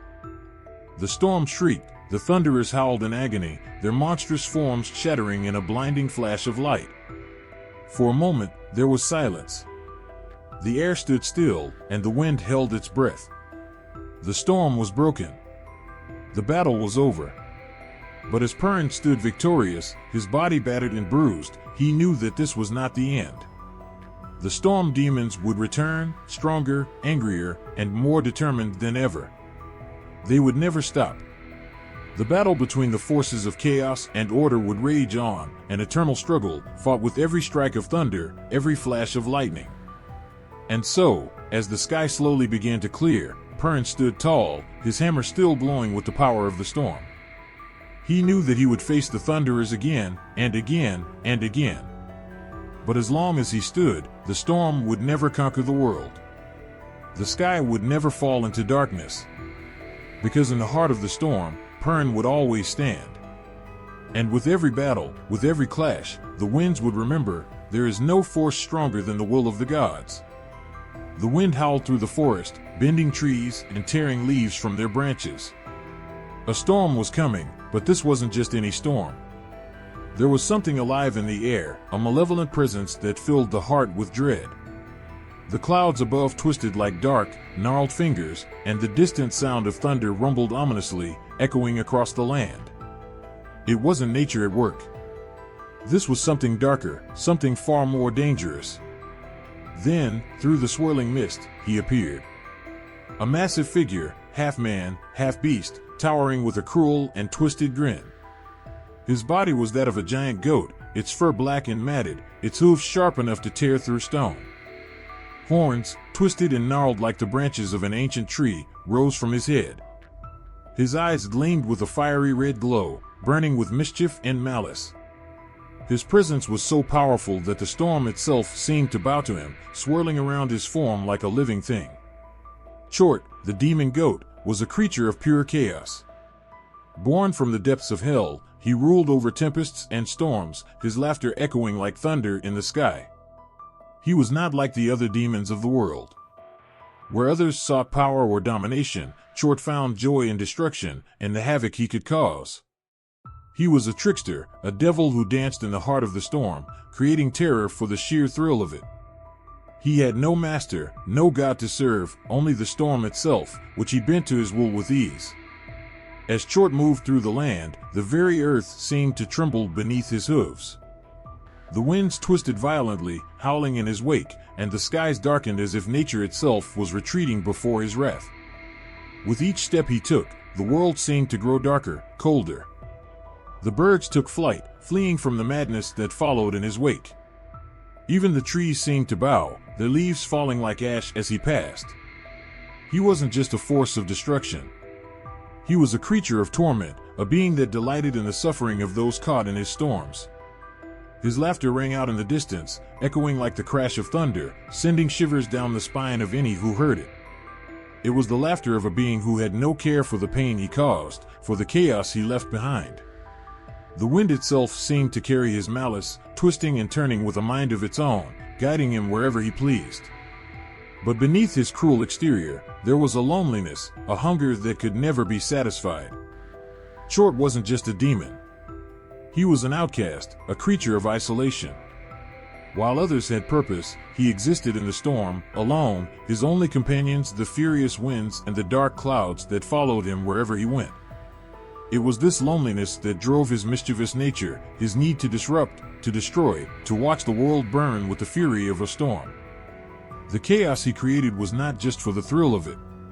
It was the only way he knew to feel alive, to feel seen in a world that had abandoned him. Sometimes, he would stand at the edge of the forest, watching the villages below.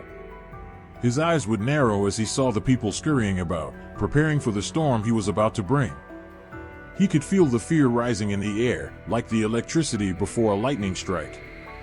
They feared him, and he reveled in it. It was a feeling he rarely got to experience. Fear was power, and he was the master of it. But there were moments, brief flashes in time, when his cruelty faltered, when the weight of his existence settled heavily on his chest. He would look out over the land, watching the families gather by their hearths, the children playing in the safety of their homes, and something would stir deep within him. It wasn't regret. No, Chort had no place for regret. But there was something close to it, a fleeting sense of yearning, a desire for something he could never have. To belong.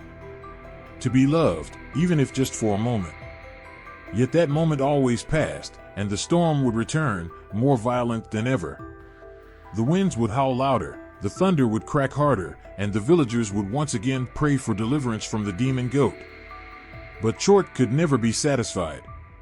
The storm could never fill the emptiness that echoed within him. He would laugh again, louder and more terrifying than before, and the world would tremble beneath his power. But even as the storm raged on, Chort's mind wandered back to those quiet moments, those moments when he had caught a glimpse of the life he could never have. And in those rare, brief flashes, the storm would quiet just a little, the winds would soften, and the earth beneath him would stop shaking, as if it too felt the weight of his sorrow. It never lasted long, but it was enough to make him wonder. Could there be more to life than chaos? Could there be a way for him to escape the endless storm that he had created for himself? For now, though, he was the storm. The demon goat, ruler of tempests, the embodiment of wild destruction. And the world would tremble before him, as it always had. But somewhere deep within, the quiet longing never truly went away. The storm would always rage, but beneath it, Chort would always carry the weight of the silence that followed in its wake. The full moon hung heavy in the night sky, casting an eerie light over the small village nestled between the dark, whispering woods. The air was thick with silence, broken only by the faint rustle of leaves and the occasional hoot of an owl. There was something in the air, something that made the hairs on the back of your neck rise. It was the unmistakable feeling that something was watching, waiting. The kind of quiet that holds its breath before the storm. Then, the sound came. A soft, haunting sound, like the flutter of wings in the dead of night, followed by the unmistakable crunch of twigs beneath feet too light to be heard at first. It grew closer, a steady rhythm that quickened your pulse, a whisper that carried on the wind, "Come closer." It was a call, not for help, but for something darker, something much worse. In the dark corners of Slavic folklore, the legend of the vampire was born. But these were not the suave, dignified creatures that walked the pages of modern stories. These were something far more primal, more ancient, rooted in the earth, born of death itself. A being who had once lived, and now stalked the world in the hushed hours of the night, a creature of darkness and hunger. The vampire, known in Slavic myths as the Uper or Strigoi, was not born from cursed blood or from the bite of another creature. No, it was born of something much more terrifying, the rawness of the grave, the twisting of nature. When death came, it didn't always come for the soul. Sometimes, it took the body, too. These vampires weren't merely creatures of legend, they were once human. They were men and women, loved ones, friends. People who had been twisted by something darker than death. They returned from their graves not as the people they once were, but as monsters. They were creatures of hunger, their thirst for blood never sated, no matter how many people they drained. They wandered the night with a need that no one understood, leaving only emptiness in their wake. They stalked their villages and homes, and anyone unfortunate enough to cross their path knew that the dark eyes following them were not those of a living person. They were the eyes of the undead. Eyes that had once been warm, but now only reflected the abyss of their insatiable thirst. There was something deeply unsettling about these vampires. It wasn't just their hunger, or the way their once human skin stretched over their bones like a too tight glove. It wasn't even the terrible fear they instilled in their victims, the kind of fear that makes a person feel as though they might never escape, no matter how far they run. No, it was the fact that these vampires were born of the people who had lived and died alongside them. It was the people they had loved, trusted, and known. When death came, it didn't discriminate, and it didn't care about the bonds that had once held them together. One could still see traces of the old life in the vampires that roamed the world of the Slavic myths. Their eyes, although pale and clouded, sometimes carried a fleeting echo of the life they had lost. The way they moved, the strange mix of human and animalistic grace, reminded you of the life they had lived. And in that movement, in the way they seemed almost familiar, you could hear the echoes of the people they had been. It was a reminder of just how far the line between life and death could stretch, and how easily it could be crossed. But as they prowled through the night, their hunger unquenchable, they never stopped searching for what they had lost. The thing that drove them forward was not just the thirst for blood, it was the loneliness of the grave, the endless yearning to reclaim what had been taken from them. The family they once had, the warmth they once felt, the lives they once lived, these vampires roamed the earth in search of a way back to what had been taken, only to find that the world had moved on. No matter how many times they fed, the emptiness inside them only grew. The villagers, ever fearful, knew well how to protect themselves from these creatures of the night. The ritual of staking the body, of placing garlic and crosses near graves, of burying the dead with stones to weigh them down, these were not just precautions. They were the only things that could give the living even a small chance of survival. But even that wasn't always enough. The darkness was relentless, and no barrier seemed strong enough to keep these creatures at bay. One story, whispered in hushed tones around the fire, was of a family that had buried their daughter only to find her sitting at the table weeks later, her once beautiful face now pale and twisted with hunger. They thought it was a nightmare. They begged, pleaded, hoping against all hope that it wasn't true. But the daughter they had loved was no more. The hunger had taken her, and she now wandered in the night as a shadow of her former self, hunting those she had once held dear. There was no rhyme or reason to the way the vampire's hunger worked. Sometimes they would leave their victims with only the faintest trace of blood, a weak pulse in their veins. At other times, they would drain the body completely, leaving nothing but a lifeless shell. It didn't matter who you were, or how much you had loved them. In the end, it was all the same. Death came, and for some, it came back. And when it did, it came as something more terrifying than death itself. The myth of the Slavic vampire wasn't just a story of creatures that lived in the dark. It was a story of what happens when the bond of life is broken too violently, when death is cheated and the spirit is never allowed to rest. It was a reminder of the price of tampering with the natural order, of what happens when death doesn't come quietly. And in the stillness of the night, when the wind whispers through the trees and the shadows seem to move with a life of their own, you can almost feel them watching, waiting for a chance to slip out from the grave once more. The house stood in silence, but the silence wasn't empty. It pressed in from every corner, thick and heavy, the kind that made breathing feel louder than it should.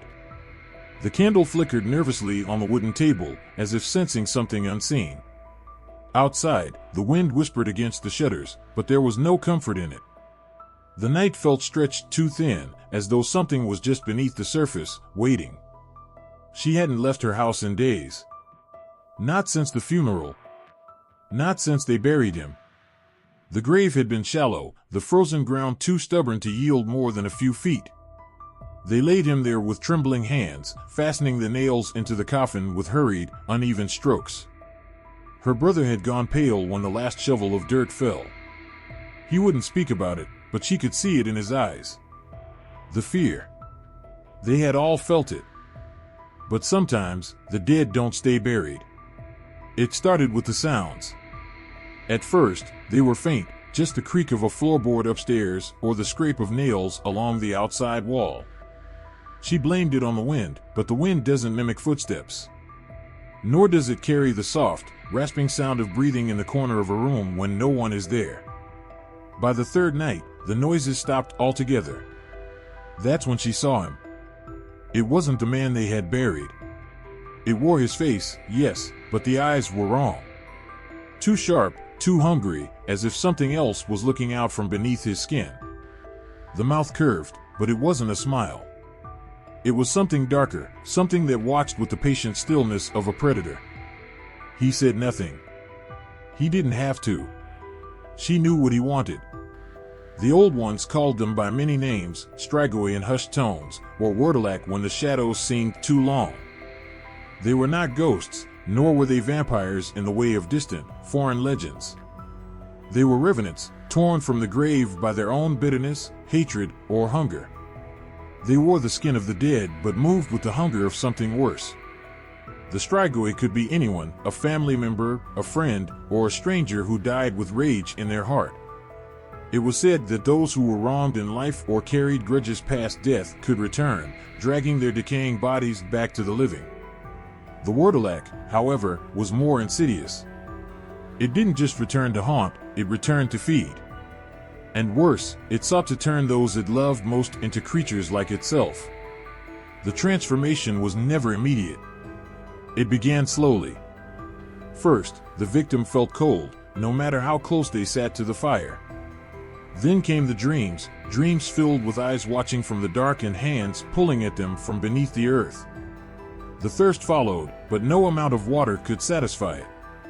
They would waste away, the color draining from their skin until nothing remained but shadows beneath their eyes and a trembling that never ceased. Then, one night, they would slip away. When the family found them the next morning, their body would be cold, but their eyes, those eyes, would be wide open, staring at something no one else could see. To stop a Strigoi was no easy task. Fire, they said, could sometimes burn the curse away. But for the Wurdelak, there was only one solution: to cut off the head and drive a stake through the heart.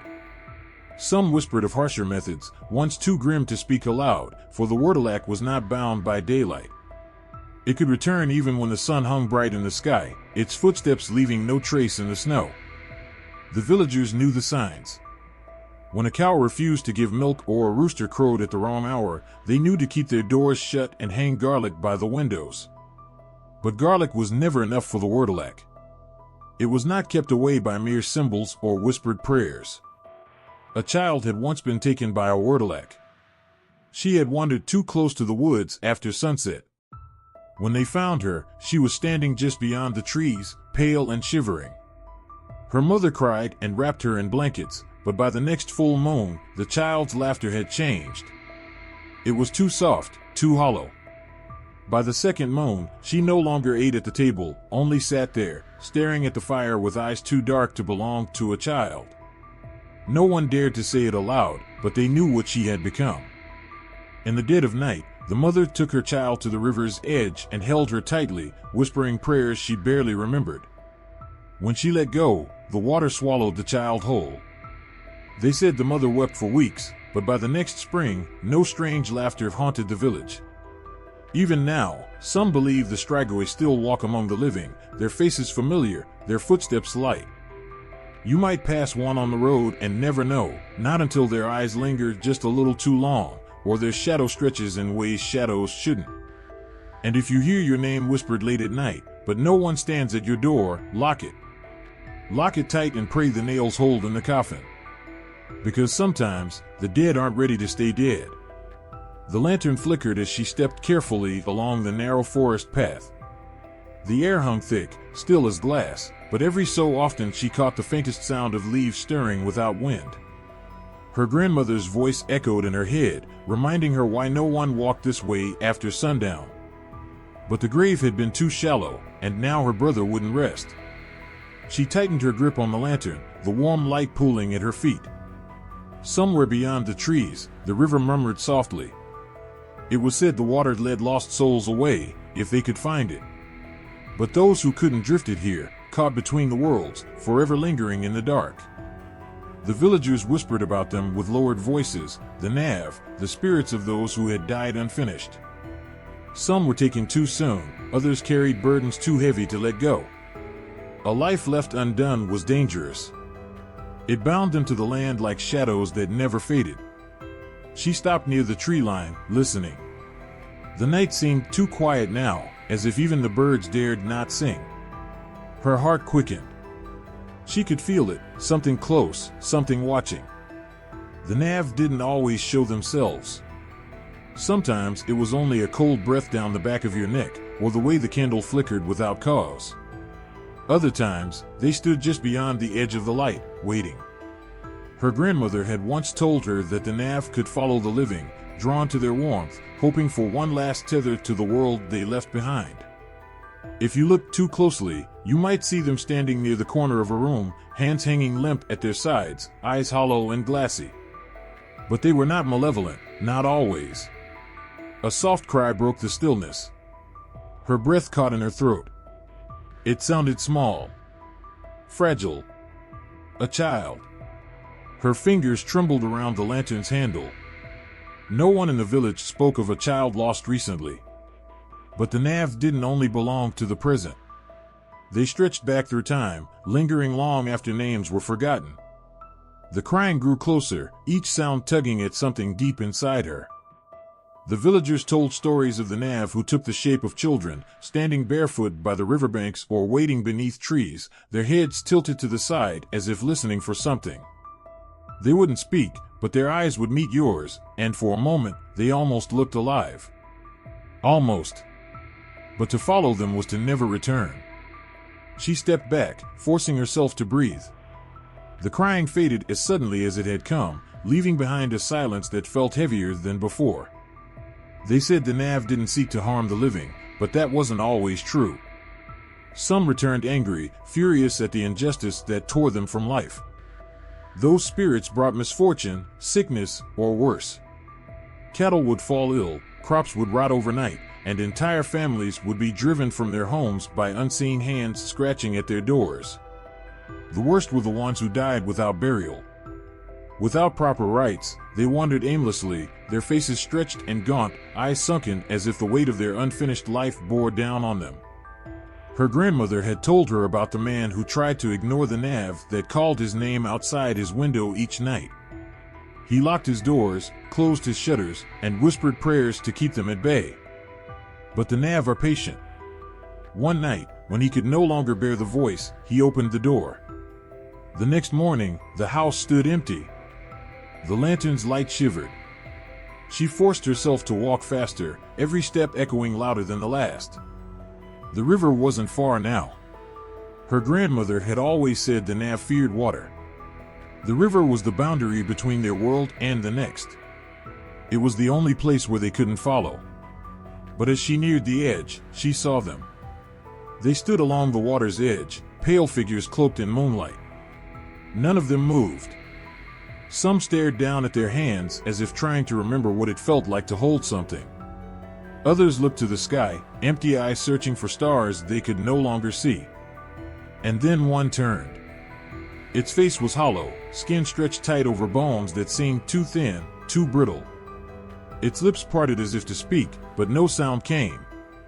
She took a step back, but it followed, drifting without footsteps, gliding silently over the earth. The lantern shook in her hand.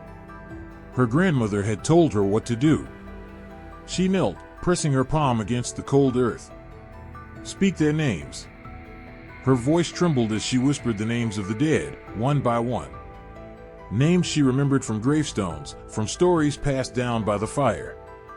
Names she didn't know but had heard in passing, fragments of lives that once filled these woods. The figure stopped. Its head tilted to the side, as if listening. The lantern's flame steadied, burning brighter against the night. One by one, the figures faded, drawn toward the river until the last ripple vanished into the dark. When she rose, the forest felt lighter, the air no longer pressing in around her. But as she turned to leave, a faint breath whispered near her ear. One name had not been spoken. Her brother's. The wind carried the sound away, but she knew it would return. The Nav do not forget their own. The chains rattled even though no wind stirred the heavy air. His bones, sharp and stretched beneath thin, yellowing skin, creaked with every step he took. Somewhere deep within his hollow chest, something pulsed faintly, a heart that refused to die, yet no longer lived. They whispered his name around dying fires, parents warning restless children of the man who could not be killed. But the warnings weren't enough. Kashia the Deathless was not a man you could outrun, nor outwit. His curse wrapped around him like a second skin, one that time itself could not peel away. It was said that once, long ago, he had been mortal. A prince perhaps, or a general who led too many men into too many wars. Some believed he was born with a heart full of ice, while others said greed drove him to tear the world apart in search of something he could never hold. What was certain was this: Kashia was not meant to live. But he did. His immortality was not a blessing. Those who crossed his path swore that the closer they stood to him, the colder the air grew. His shadow stretched too long in the fading light, curling along the ground like black smoke. His eyes were the worst. Empty, yet burning with something that made even the bravest warriors grip their swords tighter. A man cannot be killed if his death is hidden.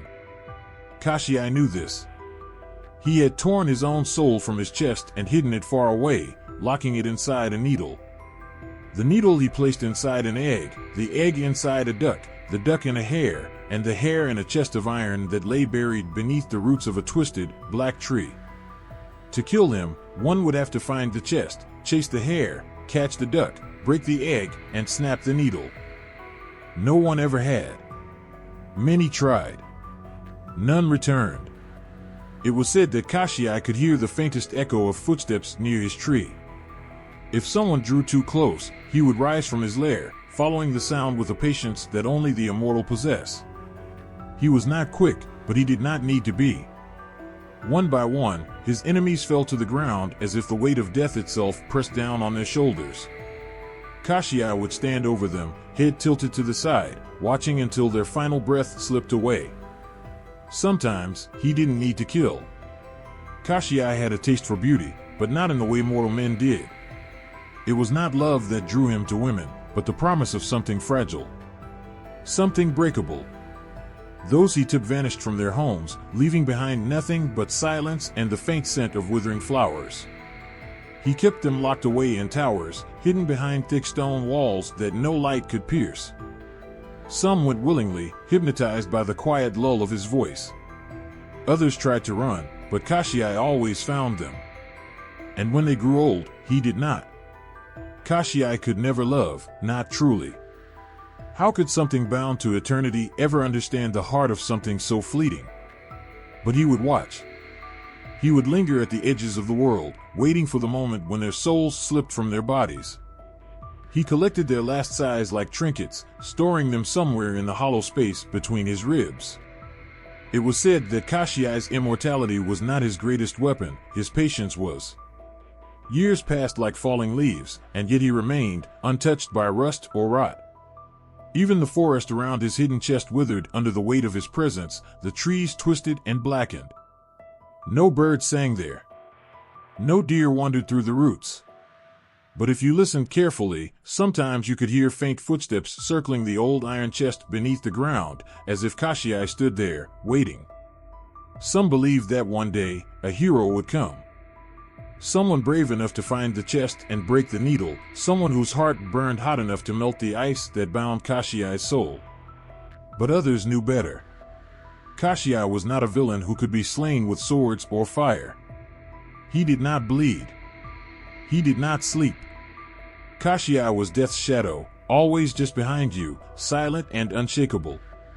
And sometimes, if you woke in the dead of night and felt the weight of unseen eyes watching from the darkness of your room, you'd know he was close.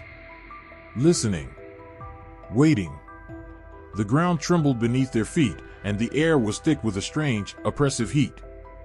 The villagers huddled together, watching in horror as the shape in the distance began to take form. What they saw was no mere creature of the earth, but a nightmare come to life. A giant serpent, its scales glistening like molten metal, slithered from the shadows. But it wasn't just any serpent. This one had 3 heads, each one snapping and spitting, its eyes burning with an unholy fire. The Azdaja had come. Its 3 heads rose high above the treetops, each one a twisted reflection of the other, yet each held its own hunger, its own thirst for destruction. The first head hissed in the darkened sky, its mouth opening wide to reveal rows of razor-sharp teeth. The second head, its tongue flicking in and out, exhaled a breath so hot it scorched the earth beneath it. The third head was the worst, its eyes burned like hellfire, its every glance searing through the souls of those who dared to meet its gaze. The Azdaja did not move quickly, but when it did, it was like the world itself was shifting, warping with each slow, deliberate coil. The earth groaned under its weight, and even the trees seemed to bend away from the creature's presence. It had come for something, a treasure, a kingdom, or perhaps simply to wreak havoc. Whatever it was, it didn't matter. Nothing could stand against the wrath of this ancient beast. The villagers ran. They had seen its destruction before, though never so close. The legend spoke of the Azdaja as a creature born from the very depths of the earth, a monster whose thirst for power could never be quenched. It was said that its 3 heads represented its insatiable hunger for domination. The first head devoured the land, the second consumed the skies, and the third feasted upon the hearts of men. With each step the Azdaja took, the ground seemed to crumble and break. The air grew hotter, thicker, the scent of smoke and ash filling the lungs of those who fled. The creature's heads darted in every direction, searching, hunting, waiting for something to capture. The first head snapped at the air like a striking serpent, while the second whipped back and forth, its tongue flicking like a flame. But it was the third head, the one that gazed with eyes filled with malevolent intelligence, that held the greatest terror. It seemed to know everything, to see into the deepest parts of a soul, and it watched the villagers with an unblinking, terrifying calm. No one knew how to kill the Azdaja. Some said that only the purest of heroes, with a heart as strong as steel, could even hope to stand against such a force of nature. Others claimed that the creature could not be killed at all, that it was an eternal guardian of the earth, a force of nature that could never truly be defeated. But none of that mattered now. The village was burning, and the Azdaja was relentless. The warrior's breath caught in his throat as he gazed up at the dragon. Its eyes were like burning embers, filled with ancient malice. The dragon's mouth opened, revealing teeth that could rip through stone, and a growl rumbled from deep within its chest. The ground trembled beneath the warrior's feet, and he felt the heat of the beast's breath on his skin. Tugarin Zmajevich was no ordinary dragon.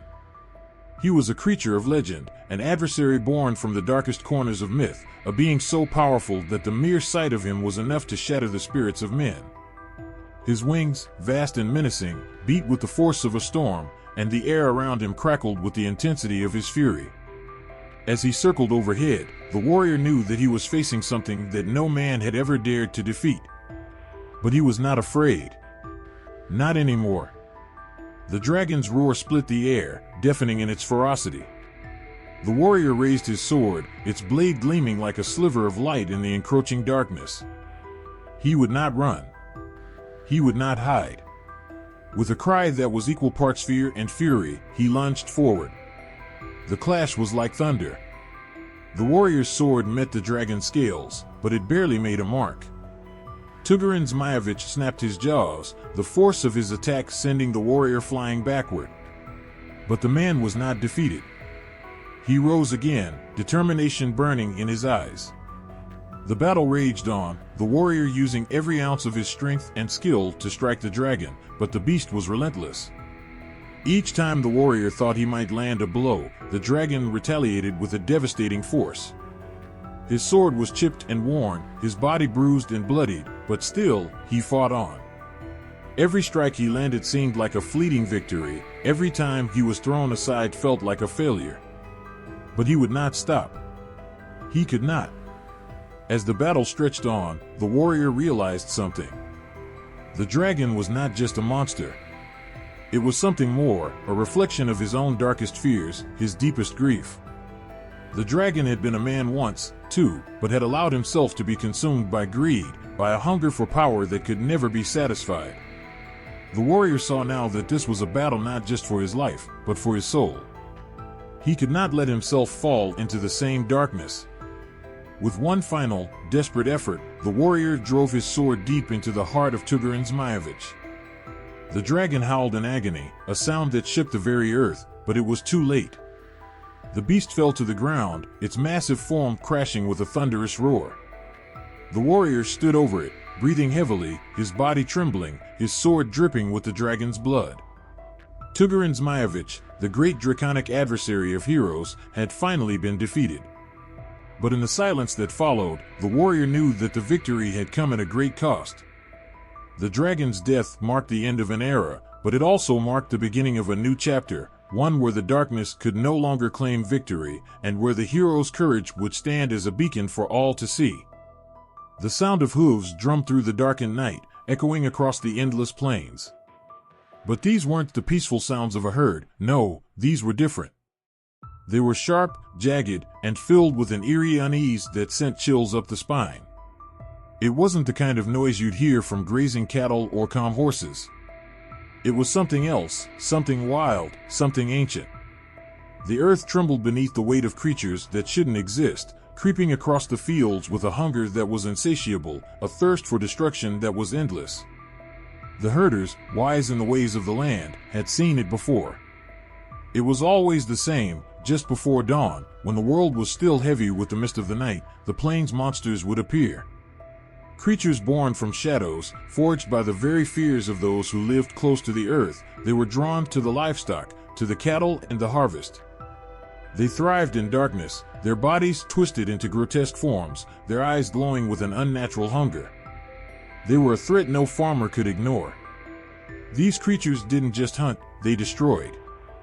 Herds would be scattered, fields trampled into the ground. The monsters didn't care for hunger. They didn't care for anything other than pure, unyielding chaos. With every step they took, they left destruction in their wake, and no man was strong enough to stop them. Some said the monsters were born of the earth itself, twisted by forgotten magics, while others claimed they were demons of old, bound to the plains by an ancient curse. But whatever they were, one thing was certain: their presence brought only despair. The cattle would cry out, their fear palpable as they sensed the approach of these dark beings. The farmers would try to protect their herds, gather the livestock into pens, and light fires to keep the creatures at bay. But it was never enough. The monsters, relentless in their pursuit, would find a way through every barricade, every line of defense. With claws as sharp as knives and strength beyond anything human, they would tear into the herds, ripping apart the innocent animals with cruel abandon. But it wasn't just the cattle that suffered. The harvests, too, were doomed. Fields that had taken months to plant and grow were swept away in a single night, the crops uprooted and torn apart. The monsters didn't just consume, they ruined. They didn't need to eat the crops or the animals. They destroyed them for the sake of destruction itself. It was as if they had a deep, instinctual need to tear down the world around them, to make sure no one had anything left to live for. One night, as the darkness settled over the fields, the air thick with tension, a young herder named Dmitri stood at the edge of his land, watching the horizon. The wind howled through the tall grasses, whispering of something terrible approaching. He knew what it meant. The plains monsters were coming again. Dmitri's heart raced. He had seen them before. He had watched as they tore through his family's herd, heard the cries of the animals, and felt the ground quake under their monstrous steps. But this time, he wasn't going to wait for them to destroy everything. This time, he would fight back. The first sign of the creatures came when the ground seemed to tremble beneath his feet, a low growl vibrating the earth. Dmitri's eyes scanned the distance, and that's when he saw it, a silhouette moving across the plains. More followed. Dozens of them, each more horrifying than the last. Their bodies were massive, their eyes glowing with an unholy light. Their hooves clicked against the ground like the toll of a bell, signaling the beginning of something terrible. Dmitri didn't wait. He ran to the barn where his family had kept their weapons, grabbing the old spear his father had once used to defend the land. His hands trembled as he gripped it, the weight of the responsibility settling on him. He had to protect the herd, protect the land. It was all he had left. The fire from its breath scorched the trees, turning them to ash in moments. The ground beneath it cracked open, revealing the dark, desolate depths of the earth below. The villagers watched in helpless despair as the serpent creature swept through their homes, its 3 heads weaving in and out of the burning landscape.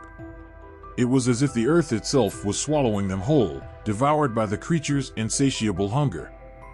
But even in the midst of destruction, there was something oddly majestic about the Azdaja. Its sheer size, its power, its ancient presence, it was like the earth had woken up, furious and wild, and this serpent was its mouth.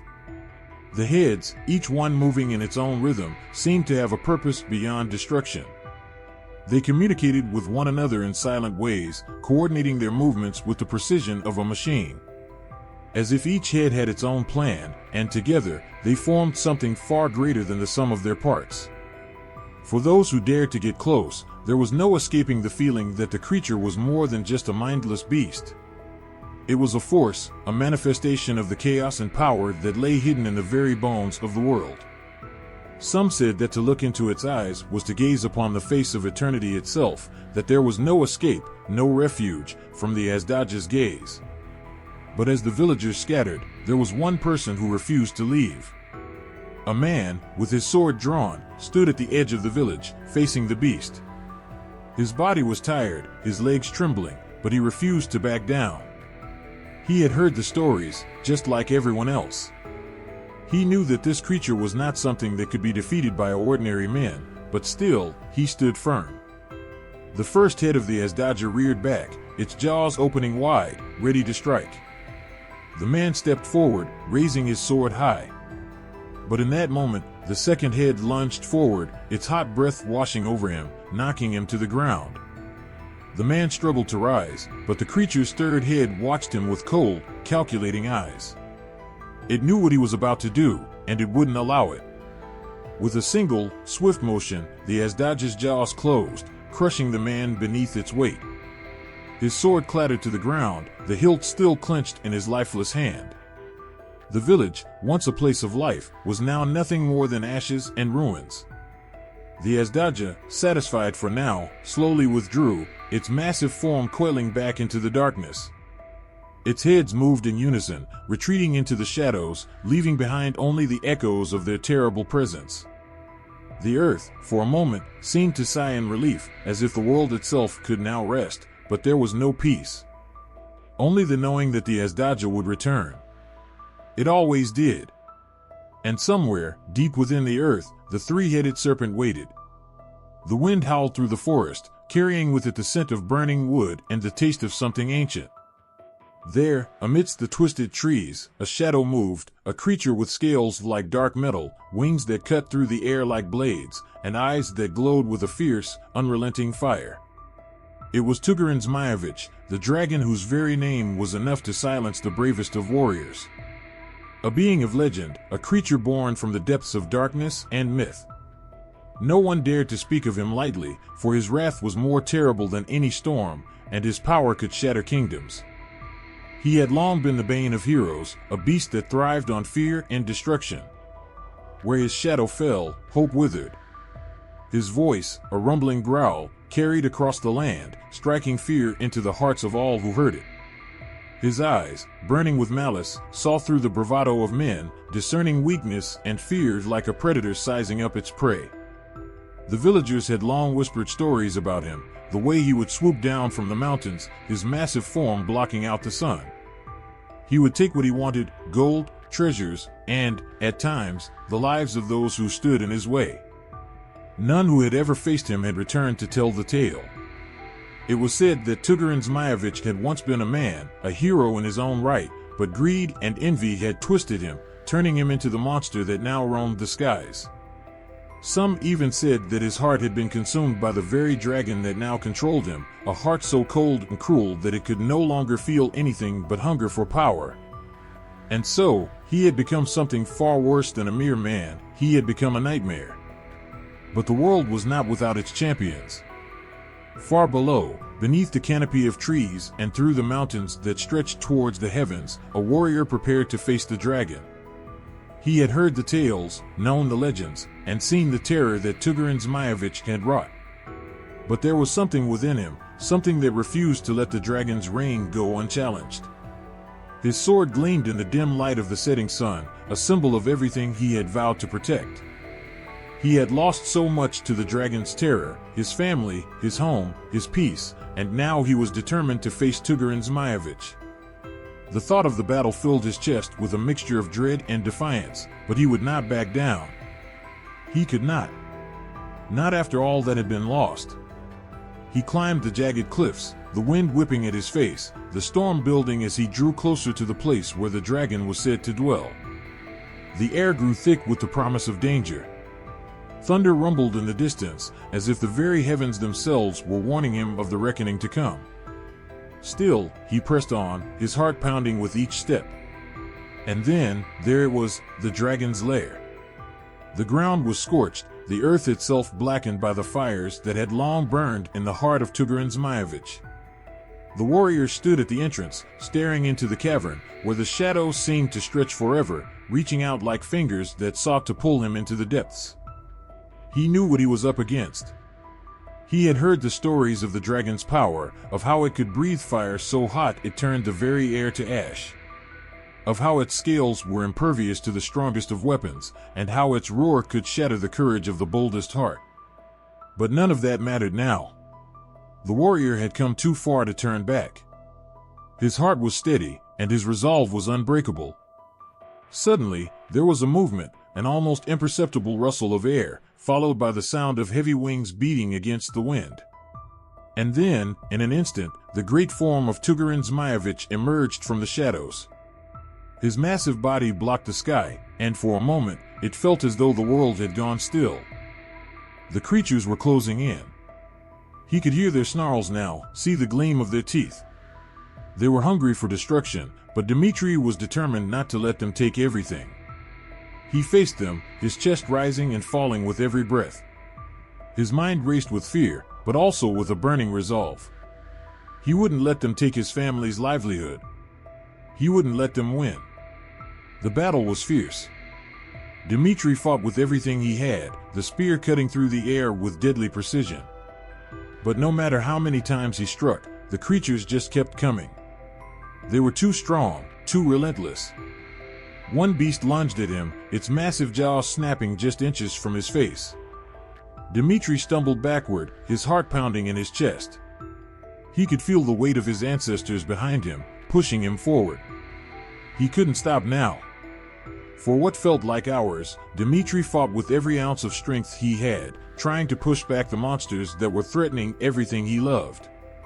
But there were so many. Every time one fell, another took its place. The air grew thick with the stench of death and fear, and Dmitri's muscles burned with exhaustion. His mind was filled with thoughts of his family, of the people he loved, of everything he had worked so hard to protect. And then, when it seemed like all hope was lost, something inside him snapped. He could no longer stand by as the land he had loved was ravaged. With a roar of defiance, Dmitri threw himself at the nearest monster, his spear piercing its hide with a sound that rang through the air like the strike of a bell. The creature let out a deafening scream, its massive body convulsing as it fell. Dmitri didn't stop. He pressed forward, fighting with a fury that came from the deepest corners of his soul. And then, just as quickly as they had come, the monsters began to retreat. One by one, they slunk back into the shadows from which they had emerged, their cries fading into the night. Dmitri stood there, his body bruised and battered, his breath ragged. The air around him was silent now, the only sound the wind rustling through the grass. He looked down at the creatures that lay in the dirt, defeated. It was over, at least for now. The plains were safe again, but Dmitri knew this victory wouldn't last. The monsters would come again. They always did. As he turned to walk back to his family's farm, his heart heavy with the weight of what had happened, he understood the truth that every herder before him had known. The plains monsters, the cattle demons, would always return. The harvests would always be threatened. But as long as there were people like Dmitri, people who would stand against them, there would always be hope. Even in the darkest of times, there would always be someone who would fight for what was worth saving. The haunting melody echoed through the quiet forest, its sweet and melancholic tune filling the air, wrapping itself around every living thing like a gentle caress. It was the sound of a bird singing, but not just any bird, a bird whose voice could stir the soul, whose song was both beautiful and dangerous. Those who heard it could not help but be drawn toward it, as if something deep inside them longed for the embrace of that voice, even though they could not understand why. Sirin, with her feathers as white as freshly fallen snow, perched on a high branch. Her eyes glistened with an otherworldly light, and her wings shimmered in the fading sunlight, catching the last rays of the day. But despite her beauty, there was something unsettling about her presence, a quiet warning in the air that no one dared to acknowledge. Her song, sweet and pure, drifted down to the earth, reaching the ears of those who wandered too close to the forest. It was said that those who heard her would follow the music, unable to resist, until they were lost to the world forever. And then, there was Alkanost. Another bird woman, but with feathers dark as night, perched atop an ancient tree.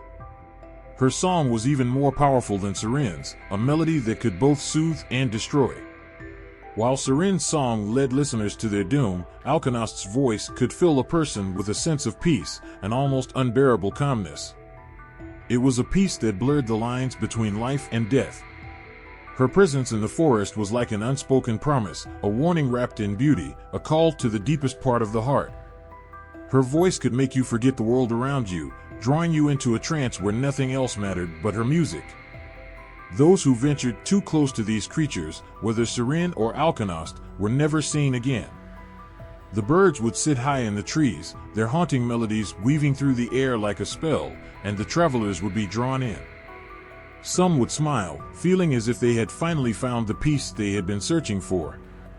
But this was no ordinary peace. It was a peace that took away everything, memories, desires, everything that once made them human. One night, a young man named Mikhail ventured into the forest, alone, his heart heavy with sorrow. He had lost his family in a fire, and the pain of their absence weighed on him like 1,000 stones. He wandered through the trees, searching for something, anything, to bring him solace. That's when he heard it. The song, soft at first, then growing louder with each step he took. It was so beautiful, so sweet, that he could not help but follow it. As he walked deeper into the forest, the song wrapped around him, pulling him closer. His heart, which had been heavy with grief, suddenly felt lighter, as if the weight of the world had been lifted from his shoulders. He no longer felt the sharp sting of loss. Instead, a deep calmness settled over him. His mind began to wander, and for the first time in a long while, he felt at peace. But as he continued on, the trees began to grow darker, and the air grew colder. He could feel his feet dragging, as if some unseen force was slowing him down, urging him to take one step closer to the source of the melody. And there, on a high branch, sat Seren. Her feathers gleamed in the moonlight, and her eyes locked onto his with an almost hypnotic gaze. "Come to me," her voice whispered, as if calling from the depths of his soul. Mikhail, captivated, took another step, then another, until he was beneath her, his eyes fixed on her radiant beauty. There was something so alluring about her, something that made him forget all his pain, all his heartache. For a moment, he thought he had finally found the peace he so desperately craved. But then, as if from nowhere, another voice joined Seren's. It was soft at first, but soon it filled the air, blending with Seren's song, creating a harmony that was both beautiful and terrible. Mikhail turned, his heart racing. There, perched high in another tree, was Alknost, her dark feathers shimmering against the night sky. Her voice was calm, almost as if it was lulling him into a state of blissful forgetfulness. Her melody swirled through the air like a spell, wrapping him in a cocoon of peace. He felt his mind slipping, his thoughts fading into the background. The pain in his chest, gone. The sorrow that had gripped his heart for so long vanished. It was as if he had been reborn, free from all the burdens of life. But deep down, something stirred within him, a small, distant voice that told him that all of this was too easy. Too perfect. Something was wrong. He tried to move, to tear himself away from the song, but the melodies of Seren and Alknost wrapped around him like chains, keeping him still, keeping him bound. He was trapped in their magic, caught between two worlds, the world of life he had known and the oblivion that now called to him. He could feel it now, the quiet danger that lingered in the air. The peace that these birds offered was not real. It was an illusion, a trick of the mind. He was being pulled away from the world he had known, from the people he had loved, into a place where nothing would ever matter again.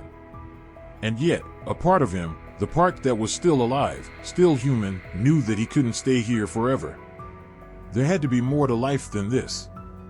Mikhail fought against the pull, his legs shaking as he tried to step back, away from the birds. But Seren's eyes held him captive, her gaze piercing through his thoughts, pulling him closer. Alknost's song, like a soft wind, pushed him forward, making it harder and harder to resist. He was torn between two powerful forces, between the sweet temptation of peace and the painful reality of life. For what felt like an eternity, Mikhail stood there, unable to move, unable to escape. The songs of Siren and Alkanost filled his ears, their beauty wrapping around him like a shroud, threatening to take him into the silence of death. He knew he could not stay here, that if he did, he would be lost forever. But could he summon the strength to break free? The birds watched him, their eyes filled with ancient wisdom and an understanding that reached far beyond the human world. They had seen countless souls come and go, drawn to their melodies, only to be consumed by the very peace they offered. And yet, somewhere deep within him, Mikhail found the strength to move, to step back from the edge of oblivion. He turned away, his heart pounding, his mind racing. He knew the birds would not follow. They had no need to chase him. They had already won. The sky had darkened, not because of the night, but because something darker had taken hold. Clouds roiled and churned, thick and heavy, like a storm waiting to break free. The air grew cold, unnatural in its chill, biting into the skin as if it knew something that no one else did. A chill that could freeze your very soul, if you weren't careful. It was the kind of cold that felt as though it had been born from deep within the earth, a cold that came from places no human could understand.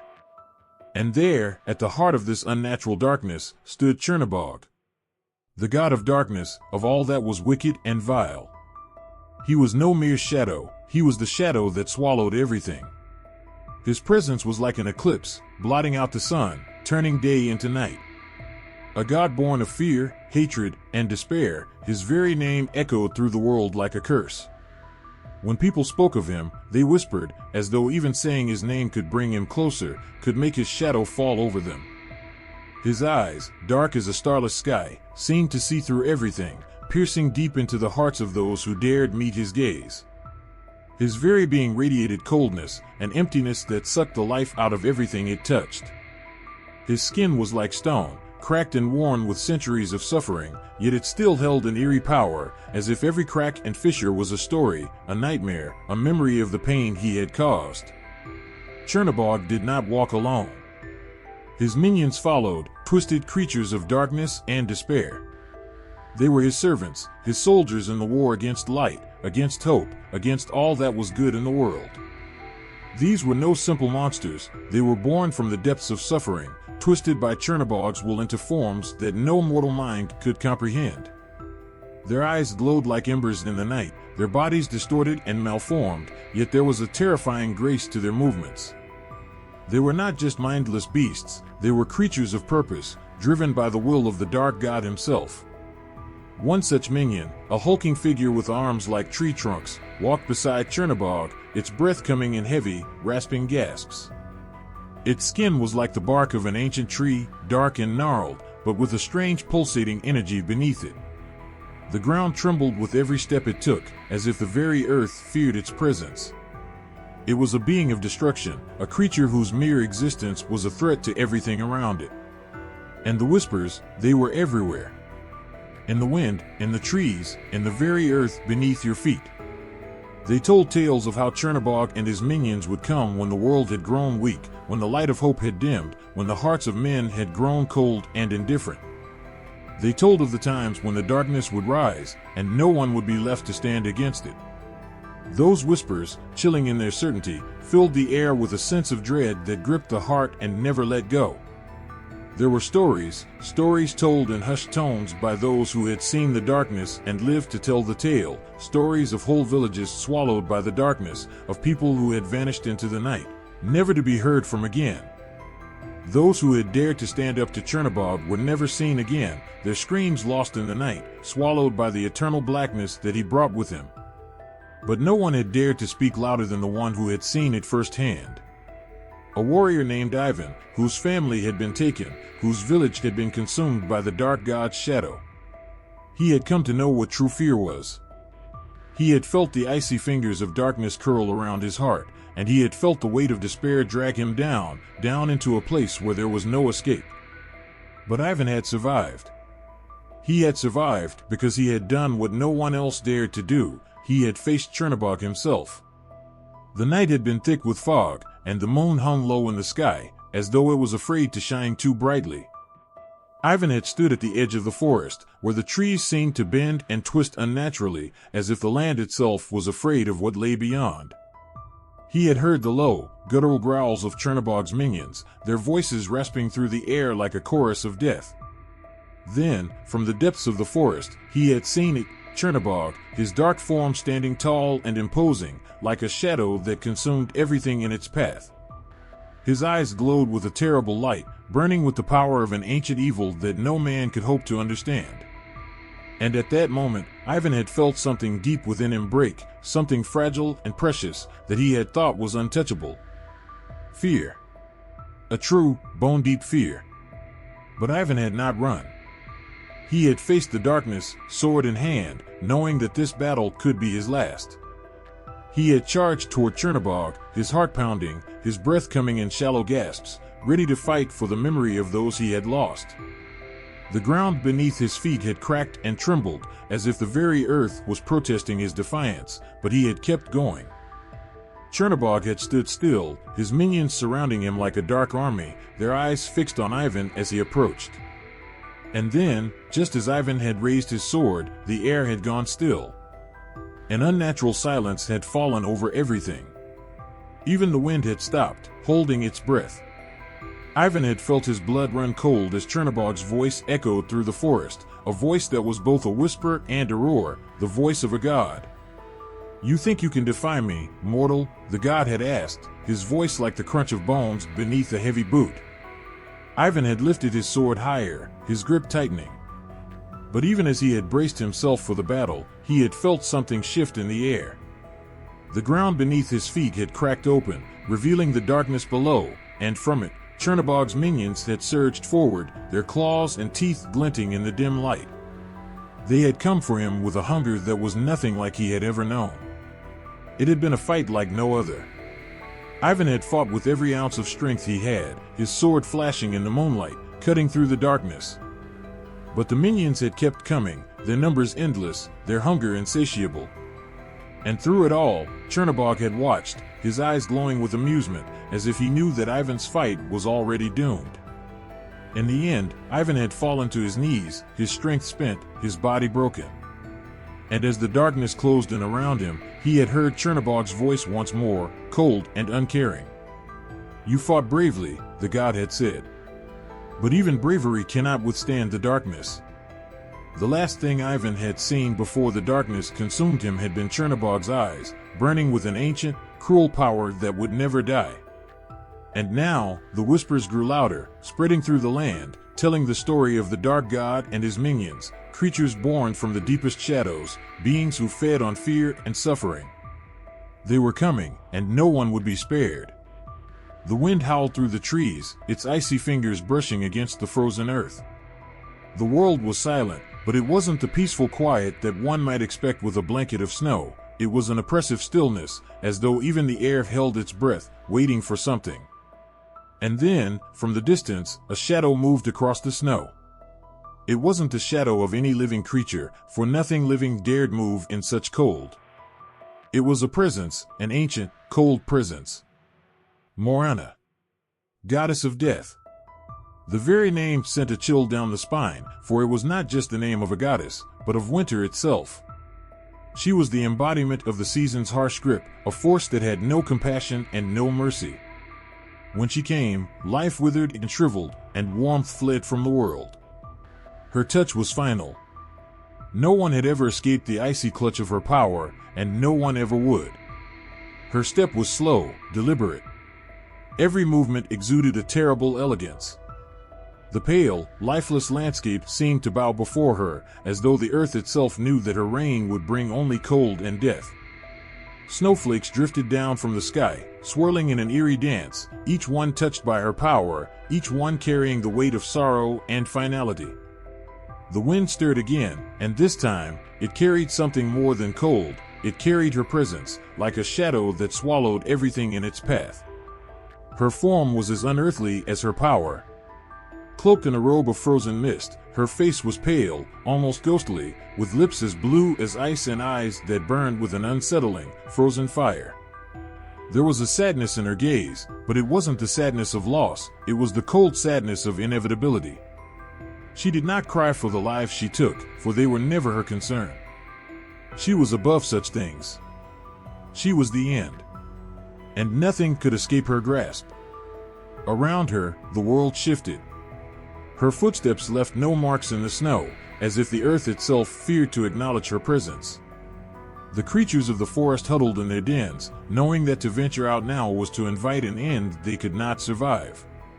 Even the wind, which usually howled with its own power, seemed to quiet as it passed near her, as though it knew that it was no match for the frost that clung to her every movement. Morana's followers, monstrous beings twisted by her power, surrounded her, their forms barely visible in the dark fog that rolled behind her. These were the manifestations of winter, the creatures born from the void between seasons, from the dark places where no sun had ever touched. Some were as tall as trees, their bodies made of frost and ice, with eyes that burned with the cold fire of the goddess who birthed them. Others were no more than shadows, swirling winds that carried the scent of death wherever they went. They were the ones who brought death to the world, the ones who ensured that no one would ever forget the power of winter. They were the ones who swept through the fields and forests, leaving nothing in their wake but the silence of a world consumed by cold. But it wasn't always like this. Morana had once been a goddess of balance, a protector of the natural order. But over time, her power had twisted, as the seasons themselves had changed. Her bitterness had grown, and she had come to revel in the death that came with her touch. She had seen the world move on without her, seen the warmth of summer take root where her icy grip had once been strong. And so, she had grown angry, her heart hardened, her intentions darker. Where she had once given life, she now took it with ruthless efficiency. It was said that once, Morana had been beautiful in a way that no mortal could understand. She had been a goddess of life and rebirth, bringing the chill of winter to the earth to help the seeds sleep before they could sprout again in the spring. She had walked among the flowers, a radiant being who moved with the grace of the seasons. But as the world changed, so did she. Now, she was only death. She was the endless winter, the cold that buried everything, the frost that took root in every living thing. The sun fled before her, leaving only darkness and snow in its wake. And it was in this darkness that she thrived, her heart as cold as the ice that surrounded her. And so, the world knew to fear her. The people would whisper her name in hushed voices, their breath freezing as they spoke, their words trembling with the knowledge that, one day, Morana would come for them all. And when she came, she would not come alone. Her followers would come, two beasts made of ice and snow, creatures who stalked the forests and plains, waiting for the moment when they could claim the lives of those too slow to escape. One such night, a man named Alexander had dared to defy her. He had been young, filled with a kind of foolishness that only youth could bring. He had heard the stories, the warnings of the goddess's power, but he had believed that his love for the earth and the warmth of his heart would protect him from her. He was wrong. He had set out into the wilderness, determined to find the source of the endless winter that had gripped the land for months. He had hoped to end it, to bring back the warmth, to restore the balance that had once been. But as he ventured deeper into the forest, the snow grew thicker, the winds colder, and the very trees seemed to bend and twist with a malevolent force. And then, he had seen her. Morana stood before him, her form bathed in the light of a pale moon, her gaze cold and unfeeling. Her followers surrounded her, their monstrous eyes fixed on him, waiting for her command. Alexander had fallen to his knees, his breath coming in ragged gasps, the air burning in his lungs. He had pleaded with her, begged her to release the world from her grasp, to let the warmth of spring return. But Morana had only looked at him with her icy eyes, her lips curling into a faint, cruel smile. "Your pleas are as cold as the world you seek to save," she had said, her voice like the whisper of the wind before the storm. "Winter comes, and winter takes. That is the way of things." With a flick of her hand, her minions had descended upon him, their forms swirling around him like a blizzard. The last thing he had heard was the echo of Morana's laughter, the sound of ice cracking as his world grew cold, colder than he had ever thought possible. And the world had remained in her grip, frozen in time. No warmth, no life, no hope. Just death, in all its icy glory. Morana had claimed him, as she had claimed so many before him. She was the end of all things, the winter that would never thaw. And as long as the cold winds howled through the trees, as long as the snow fell upon the earth, Mirana's reign would continue. There would be no spring. Only the cold. Only the death. Forever. The earth trembled, a low hum that seemed to come from the very heart of the world itself. There, beneath the layers of soil, where roots dug deep and darkness reigned, something stirred. It wasn't a quake, nor a simple rumble of the earth, it was the movement of something ancient, something vast. The sound grew, a hiss that reverberated through the bones of the land. A serpent, coiled in shadow, stirring from its eternal slumber. Zaltis. The serpent of the underworld, guardian of life, death, and rebirth. It was not just a creature of scales and venom, but a force that spanned the endless cycles of existence. It was the embodiment of nature's most profound truths. Every life begins, every life ends, and from the ashes of the old, something new is born. Beneath the soil, in the deepest caverns of the world, Zaltis moved with a quiet, terrifying grace.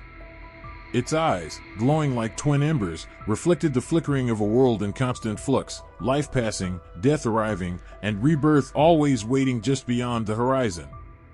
It was said that its body was so vast that it stretched for miles, its serpent form curling and uncurling like the very threads of fate itself. Its scales shimmered in the dark, glowing faintly as though the stars had taken root within it, its movements slow yet deliberate.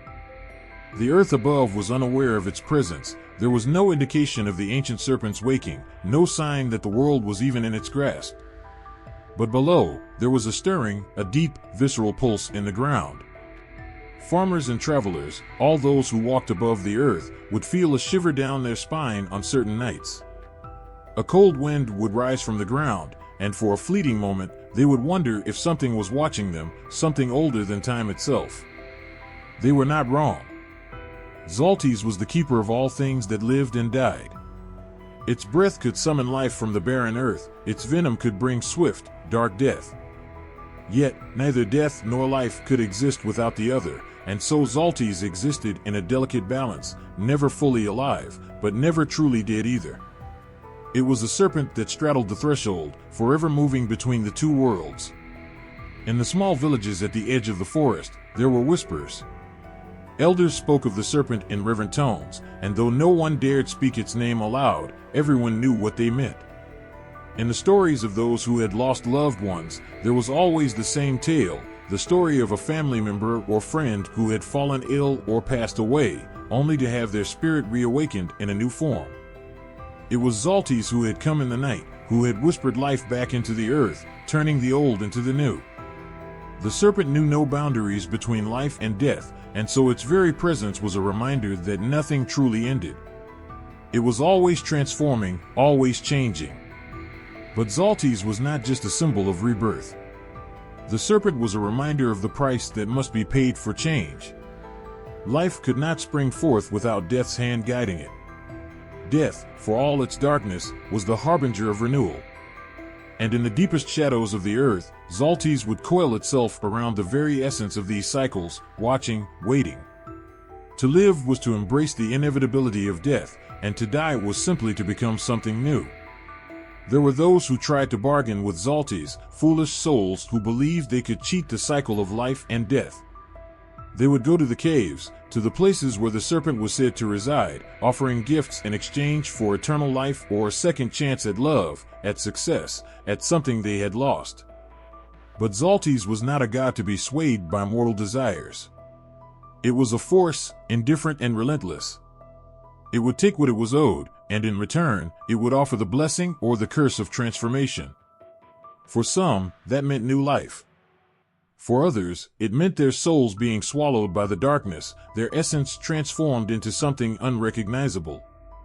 The legend of Zaltis was not one of a monster, not one of a beast that ravaged and destroyed for its own pleasure. No, Zaltis was the keeper of necessary endings, the one who reminded the world that all things must change. It was said that when a great ruler fell, when an empire crumbled, Zaltis was there in the silence that followed, coiling through the ashes. And when the first shoots of new growth pushed through the barren soil, it was Zaltis that had made it possible. Every bloom, every seed that took root, owed its existence to the serpent's ancient breath. In the quiet of the night, when the winds howled and the stars seemed to shimmer too brightly, the serpent's presence was felt by all who dared to listen. It wasn't something they could see, not exactly. It was a sense of inevitability, a quiet, undeniable truth that hung in the air. And if they were still enough, they could hear the faintest hiss, like the whisper of the earth itself, a sound that both chilled and comforted. One evening, a young woman named Lena, grieving the loss of her beloved father, ventured to the cave where it was said Zalti slumbered. She carried nothing but her heart, aching with sorrow. She had heard the stories, seen the signs, and now, in her grief, she sought to ask the serpent for something that was beyond her reach. She had heard the elders' tales of Zaltis and the transformations it brought, and she wondered, could the serpent bring her father back? The wind whispered around her, a soft voice that echoed through the cave's mouth as she knelt. She closed her eyes, praying, her heart heavy with longing. She begged the earth, the sky, and the serpent itself for just one moment more with her father. In the silence that followed, she felt the earth shift beneath her, a movement so deep that it felt like the heartbeat of the world itself. And then, in the darkness, there came a sound, a hiss, quiet but unmistakable. Zaltis had heard her. The serpent had come, not to answer her plea, but to remind her of the truth she already knew: death is not an end, but a beginning. Her father would not return in the way she imagined, but his spirit, his essence, would live on in another form, in another cycle. She would carry his memory within her, and in time, life would bloom from her sorrow, just as the earth would bloom from the serpent's ancient breath. Lena left the cave that night with a heart no lighter, but with a quiet understanding. She had not defeated death, nor had she defied its will. Instead, she had embraced it, just as the serpent did. Life, death, and rebirth were all part of the same cycle, a cycle that would continue long after her and long after all who walked the earth. And in that truth, there was a strange comfort, a reminder that change, no matter how painful, was always a promise of something new. And deep below, Zaltis continued its eternal dance, watching over the cycles of life, death, and rebirth. Its hiss the echo of a world ever-changing, ever-growing. The wind howled through the trees, a sharp, piercing scream that cut through the night air. It wasn't the kind of wind that rustled the leaves gently, it was the kind that carried with it a terrible promise. And in the distance, through the haze of mist, a figure moved, an old, hunched shape, as if the very earth itself had borne her from its dark depths. Her gnarled hands reached out like claws, fingers twisted and sharp, moving with purpose through the shadowed woods. Zuazona, the wild woman.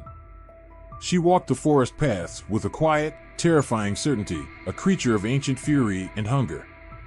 Her eyes glinted with malice, glowing eerily in the darkness. She was a creature born of stories meant to make children hide beneath their blankets at night, the kind of creature whose name was whispered with fear and reverence in the villages. Zuazona was not just a witch or a hag, she was something far older, far more dangerous. She was the embodiment of every parent's worst nightmare, the monster that lurked in the shadows, waiting to steal away what was most precious. She was a creature of the woods, of the wild places where civilization had yet to reach, and where no rules or kindness existed. She fed on the helplessness of the innocent, her eyes drawn to the soft, trusting faces of children. Their laughter, their cries, their innocence, they were all that she desired. And in the dead of night, when the moon was hidden behind a veil of clouds, she would steal into homes, slipping silently through open windows or cracks in the walls, her fingers brushing against the cradles where babies slept. The parents would never hear her approach. No sound would warn them. No wind would stir. The room would be still, as if holding its breath, and then, just like that, the child was gone.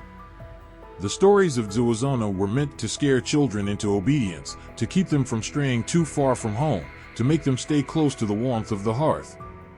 But the truth of her existence was much darker than any tale could capture. She wasn't just a threat to children, she was a reminder of how fragile and fleeting life could be. The wild woman was the embodiment of the unknown, the unstoppable force of nature that took without warning, without reason, and without remorse. The mothers would wake in the night, startled by the silence where once their child's soft breathing had filled the room. They would search frantically, tearing apart the blankets, the clothes, the soft toys, but the cradle was empty. The house was still. And in that silence, a terrible truth would begin to settle in. The child was gone. Vanished. No footprints. No signs. Just an empty bed and the sound of the wind outside. Some believed that Zuazona took the children to feed on their innocence, to consume their youth, their laughter, their joy. Others whispered that she kept them for far darker purposes, turning them into creatures of her own, twisted versions of what they once were, bound to her in a life worse than death. The child's laughter would echo in her woods for days, but it would no longer be pure. It would be twisted, distorted by the terrible magic of the wild woman, a laugh that chilled the bones and made the heart race with terror. But Zuazona's hunger was not simply for children. She was a symbol of something deeper. She was the rage of nature, the fury of the earth unleashed in a form that could not be reasoned with. She was the fear of the unknown, the darkness that lurks just out of sight, waiting to pull you under. The wild woman was a reminder that there were forces beyond human control, things that could not be tamed, no matter how hard one tried. No matter how much love and light existed in the world, darkness would always find a way to creep in. And so, the story spread. Families would gather close, lighting candles, keeping their children close as the tales of Zuazona haunted their nights. They would tell their little ones to stay inside when the wind howled too fiercely, to never venture too far into the woods, and to never trust the shadows that seemed to move of their own accord. But even with the warnings, there were always those who ventured too far, those who didn't listen. They would wander into the woods alone, too curious, too reckless, and sometimes they would never return. The forest was full of stories, and among those stories was the one about the children who had wandered too deep, who had strayed too far from the safety of their homes, and who were now lost, forever caught in the clutches of the wild woman. And for those who lost their children to Zuazona, there was no closure. No explanation. No answers. They would search for days, weeks, even years, but all they would find were the faintest traces, a broken branch, a disturbed patch of earth. But no footprints. No sign of life. Just the eerie silence of the woods, mocking their grief. Some said they could hear their children's voices, faint echoes calling out from the darkness, but when they turned to look, there was nothing there. Only the wind, and the soft rustling of the trees, as if the forest itself was breathing in time with the heartbeat of those who still mourned. In the end, the wild woman remained a figure of fear and mystery. No one could say for sure why she did what she did, or what drove her to take the children. Was it hunger? Was it rage? Was it simply the way of the world, the balance of life and death, where the weak must always fall prey to the strong? Whatever the reason, she never stopped. She was a creature of the wild, untamed by man's laws or desires, and she would continue to steal the innocent from their homes, one child at a time. The stories of Zuazona were told around campfires, passed down from one generation to the next, and they always ended with the same warning: beware the night. Beware the wind that carries with it the scent of the earth and the promise of something terrible. And beware the darkened woods, where the wild woman waits, always hungry, always watching. The night was still, the air thick with tension as the great beast's shadow loomed in the distance. Its scales gleamed under the pale light of the moon, each one a twisted reflection of the fear and destruction it had brought across the land. The Zmei, the dragon, a monstrous creature of legend, terrorized villages, its fiery breath scorching the earth, leaving nothing but ash in its wake.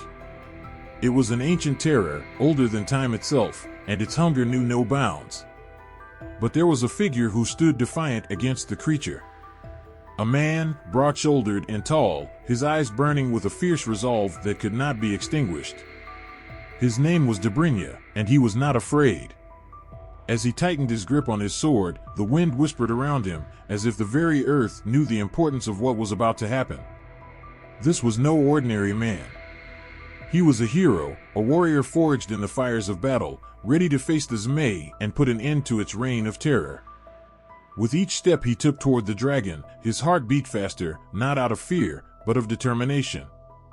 He was fighting for something bigger than himself, for the innocent lives that had been shattered by the Zmei's wrath. He could feel the weight of the people's hopes and prayers on his shoulders, and though the task seemed impossible, Dobrynya would not back down. As he approached the beast, the ground trembled beneath him. The Zmei let out a deafening roar, the sound echoing through the trees, shaking the very air around them. It was a warning, a challenge, and a promise of destruction. But Dobrynya was unshaken.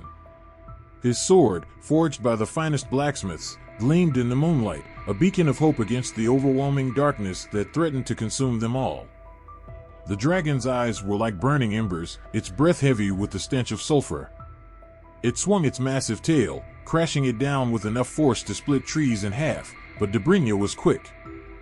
He ducked and rolled, narrowly avoiding the dragon's deadly strike. Sweat dripped down his face, but there was no time to rest. The Zmei was relentless, its hunger insatiable, and Dobrynya knew that the only way to stop it was to defeat it in battle. With a roar of his own, Dobrynya charged. The ground beneath his feet seemed to come alive, vibrating with the energy of the battle about to unfold. He leaped, sword raised high, aiming for the dragon's heart. The creature was swift, its enormous wings spreading wide, creating gusts of wind that threatened to knock him off course. But Dobrynya was quick, his movements sharp and deliberate, as if every strike had been practiced 1,000 times. His sword met the Zmei's scales with a sharp, ringing sound, but the creature's hide was impenetrable. For a moment, Dobrynya faltered. The Zmei was unlike anything he had faced before. Its power, its size, its ferocity seemed insurmountable. But then, he remembered the faces of the people he fought for, the mothers who had lost their children to the dragon's fiery breath, the farmers whose crops had been destroyed by its rampage, and the children whose homes had been reduced to rubble. He could not let them down. He could not let fear dictate the outcome. With a newfound resolve, Dobrynya sprang forward again, his sword now a blur of motion. He was no longer just a man, he was the embodiment of every person who had ever suffered under the Zmei's reign. With each strike, he grew stronger, more determined. The dragon was relentless, but Dobrynya was relentless too. The battle between them raged, the air thick with the heat of their fury. The world seemed to hold its breath, watching as the hero fought against the impossible. And then, there was a moment of silence. The Zmei's massive head lowered, its eyes narrowing as it surveyed its opponent. Dobrynya stood tall, bloodied but unbowed, his sword raised one final time. The dragon growled, its chest rising and falling with each breath, but it could see the strength in Dobrynya's eyes. It could feel the unwavering will of the man before it. The dragon hesitated, a flicker of doubt passing through its ancient mind. But it was too late. Dobrynya surged forward, his sword sinking deep into the heart of the beast. The dragon let out a final, thunderous roar as it collapsed to the ground, its life extinguished in an instant. Dobrynya stood over the creature, chest heaving, his sword dripping with the Zmei's blood. The battle was over. The land was free. But the victory was bittersweet. The weight of the fight, the cost of the battle, settled over him like a heavy cloak. Dobrynya had won, but at what cost? His body ached, and his mind raced with the faces of those he had fought for, the lives that had been lost in the wake of the Zmei's destruction. As the dragon's massive form lay still, its eyes no longer burning with the fire of malice, Dobrynya's heart felt heavy with a sorrow he could not shake. He had defeated the monster, yes. But the true victory, he realized, was not in slaying the beast, it was in the lives he had saved. The children who could now sleep without fear, the families who could now rebuild, and the land that could once again bloom under the sun's gentle rays. The dragon was dead, but the hero's work was not finished. The people still needed him. As Dobrynya looked around at the quiet forest, he knew that this victory would live on in the songs of the people, and the tales told around campfires and shared through generations. He would be remembered as the hero who defeated the Zmei, but in his heart, he knew the true measure of his strength was not in the battles he fought, but in the lives he had touched. And so, Dobrynya the Dragon Slayer walked away from the battlefield, not with the weight of victory upon his shoulders, but with the quiet, humble satisfaction of a man who had done what needed to be done. He had faced the impossible, and he had triumphed, not for glory, but for something far more important, the people he loved. The sky was dark, filled with an endless sea of stars that watched over the quiet expanse of the earth. In the distance, the faintest flicker of firelight danced along the horizon, casting long shadows against the trees. The calmness of the night was deceptive, for beneath this stillness, danger lurked. In the villages, stories of monsters, creatures of nightmare, were whispered under breath as children huddled by the warmth of their hearths. But there was a name that the people spoke with a trembling reverence, a name that brought hope, even in the darkest of times. Ilya Muromets. The name carried with it the weight of countless victories, the echo of battles fought against enemies that seemed impossible to defeat. A boggart, a hero whose strength and courage were unmatched, Ilya Muromets was more than a man.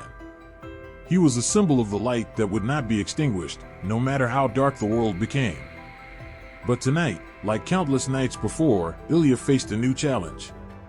The wind howled through the trees, carrying with it the scent of danger. In the distance, a monstrous figure rose against the horizon, its shadow stretching across the land. A creature unlike any the people had seen before, its roar shaking the earth beneath them. Ilya Muromets stood tall, his sword in hand, his heart resolute. There was no fear in his eyes, only the fierce certainty that this was his battle to fight. The creature, a massive ogre, stepped forward, its eyes burning with malice, its body towering and grotesque. It was an ancient being, a force of destruction that had long terrorized the land. Ilya knew that if he didn't defeat it now, it would be the end of many. But there was no time to hesitate. With a mighty cry, he charged forward, his sword raised high. The battle was brutal, a clash of titans that echoed through the valley. The ogre swung its massive fists, each blow capable of crushing a man to dust, but Ilya was swift, dodging and weaving with a grace that belied his size. His sword cut through the air, each strike precise, aimed at the heart of the beast. Yet, the ogre's skin was thick, its body nearly indestructible, and for every blow Ilya struck, the creature retaliated with a fury that seemed endless. But Ilya did not falter. His strength, like the strength of the land itself, came from the people he protected. Every swing of his sword was for them, the children who deserved to sleep soundly, the mothers who should never know grief, the fathers who worked the fields without fear of what lurked in the night. His determination burned brighter than any fire, and with each passing moment, the ogre's attacks grew weaker. Finally, with a cry of defiance, Ilya brought his sword down with all his might.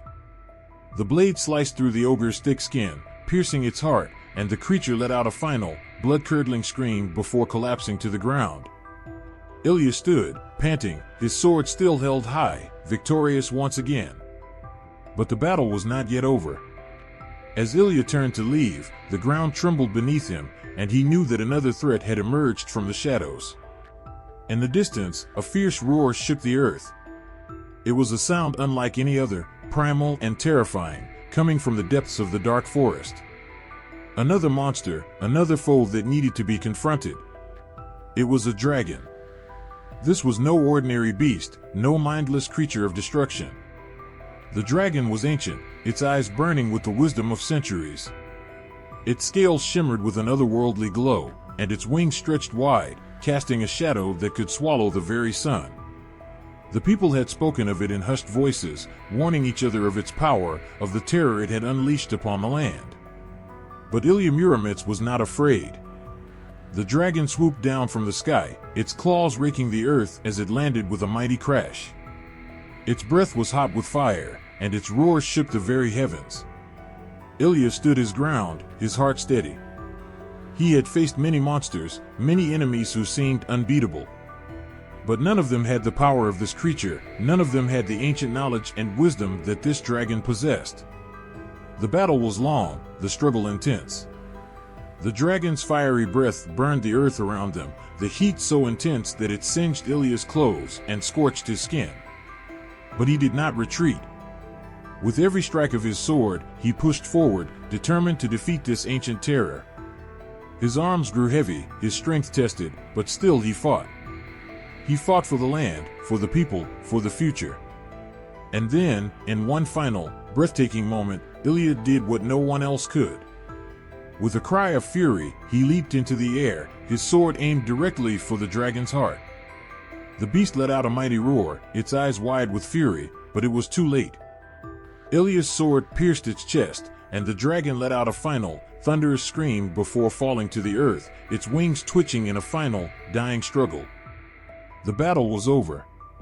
As Ilya stood above the creature, his chest heaving with exhaustion, he knew that this victory, like all the others, had come at a cost. His body was battered, his face bruised, but the look in his eyes remained the same, unyielding, unwavering. He had defeated the dragon, just as he had defeated the ogre, just as he had defeated all the monsters that had come before. But the true strength of Ilya Muromets was not in his sword or in his victories. It was in his heart. For Ilya, every battle was a reminder of why he fought, to protect those who could not protect themselves, to stand as a shield against the darkness, no matter how vast or terrifying it might be. He fought not for glory, but for love. He fought because he believed in the goodness of the people, and the hope that could rise from the ashes of destruction. And so, as Ilya Muromets walked away from the battlefield, the people would sing of his deeds, of his strength, and of his heart.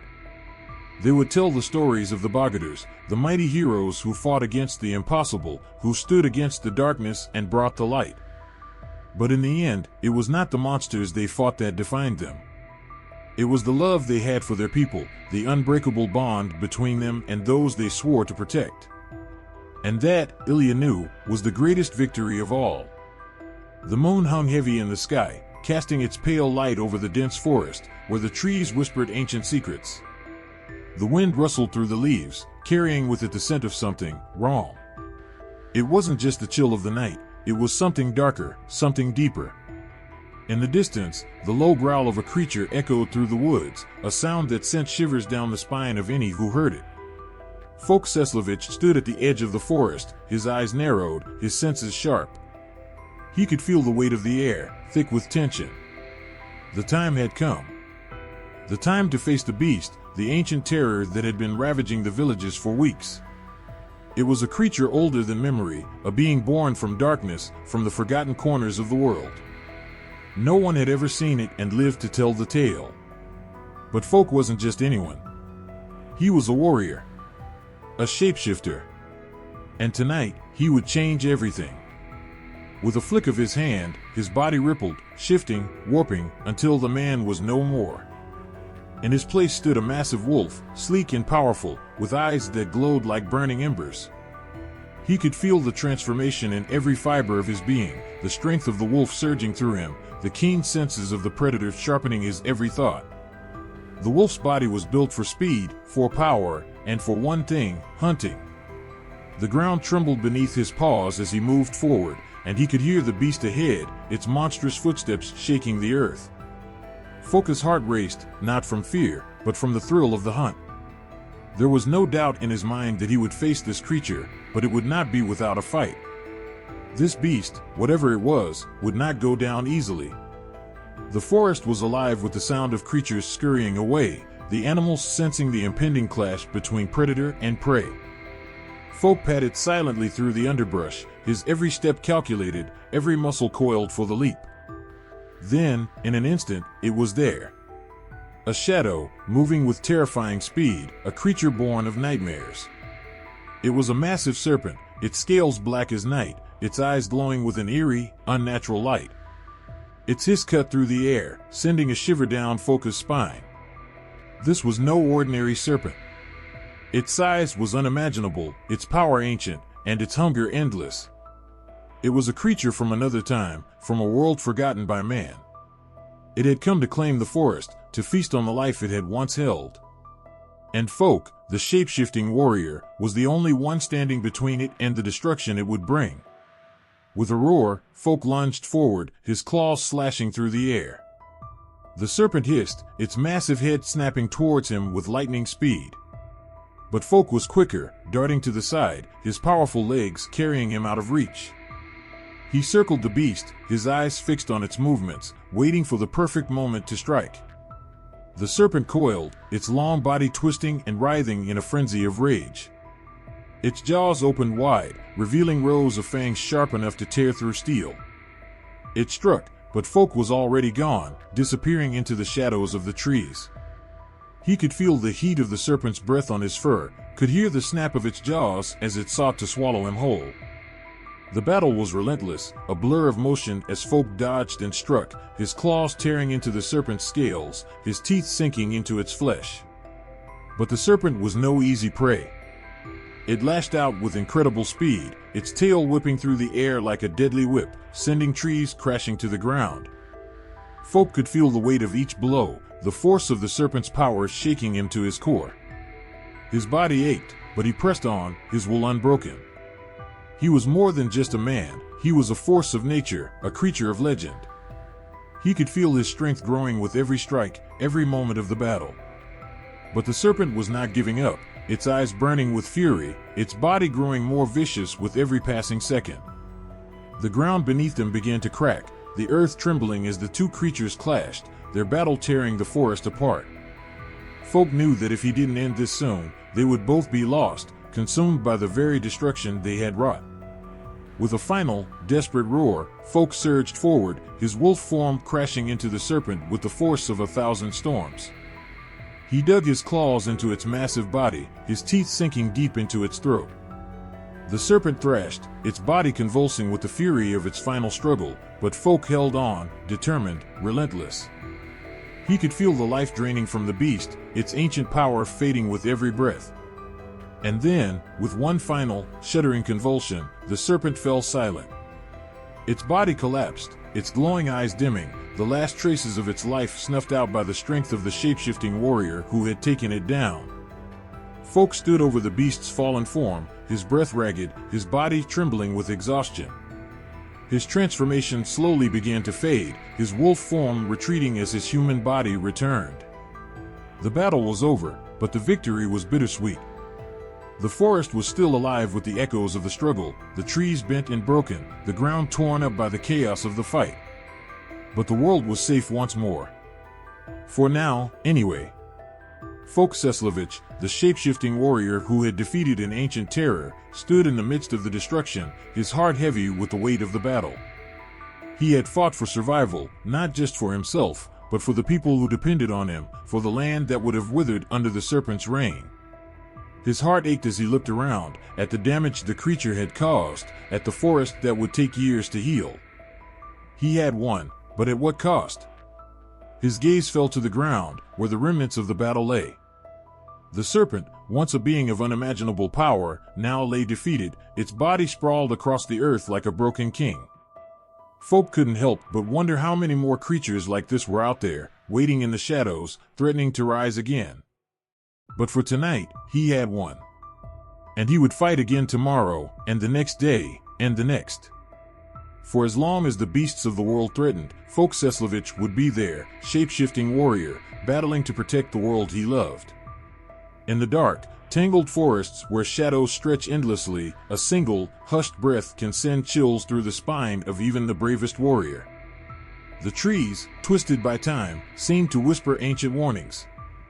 And in those whispers, tales are told of how heroes, those who are meant to be strong, face monsters, creatures born of nightmares, forces of nature that seem unbeatable.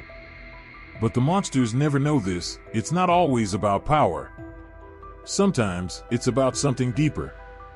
Something sharper. The wind howls through the branches, a harbinger of danger as an enormous figure lumbers toward the clearing, its footsteps shaking the earth with each monstrous step. A giant of stone and fury, its fists clenched so tightly that the air itself seems to tremble in fear. Villagers have heard the stories of this creature, of its strength that can tear trees from the ground, of its roar that could shake mountains. There's no beating this monster, they say. But then, there's the hero. A figure emerges from the shadows, standing tall and unwavering, his eyes locked on the giant before him. He is not the largest man, nor the most imposing. His arms aren't bulging with muscle, and there is no weapon of great renown by his side. There's only his mind, and the fire in his heart. His name is not as well known as the giants and beasts that threaten the land, but his reputation is built on something deeper. Something they often overlook. The monster charges forward, its footsteps a drumbeat of doom. But the hero doesn't flinch. He's already thinking, already seeing what the beast doesn't, the cracks in its skin, the way it moves, the way it stumbles. He knows that brute force alone won't defeat it. Strength is a weapon, yes, but cunning is a tool of victory. With a quick motion, he grabs a simple rope from his belt and hurls it around a large boulder, securing it tightly. The giant is close now, just a few steps away from reaching him. But the hero steps aside with a swift, fluid movement, his body dodging with grace that belies his calm demeanor. He's already one step ahead, and the beast doesn't know it yet. In a blur of motion, the rope snaps taut, the boulder is pulled, and the giant, with all its power and fury, is sent stumbling. It crashes into the trap, its own force twisting it into a fall. It roars, thrashes against the ground, and struggles.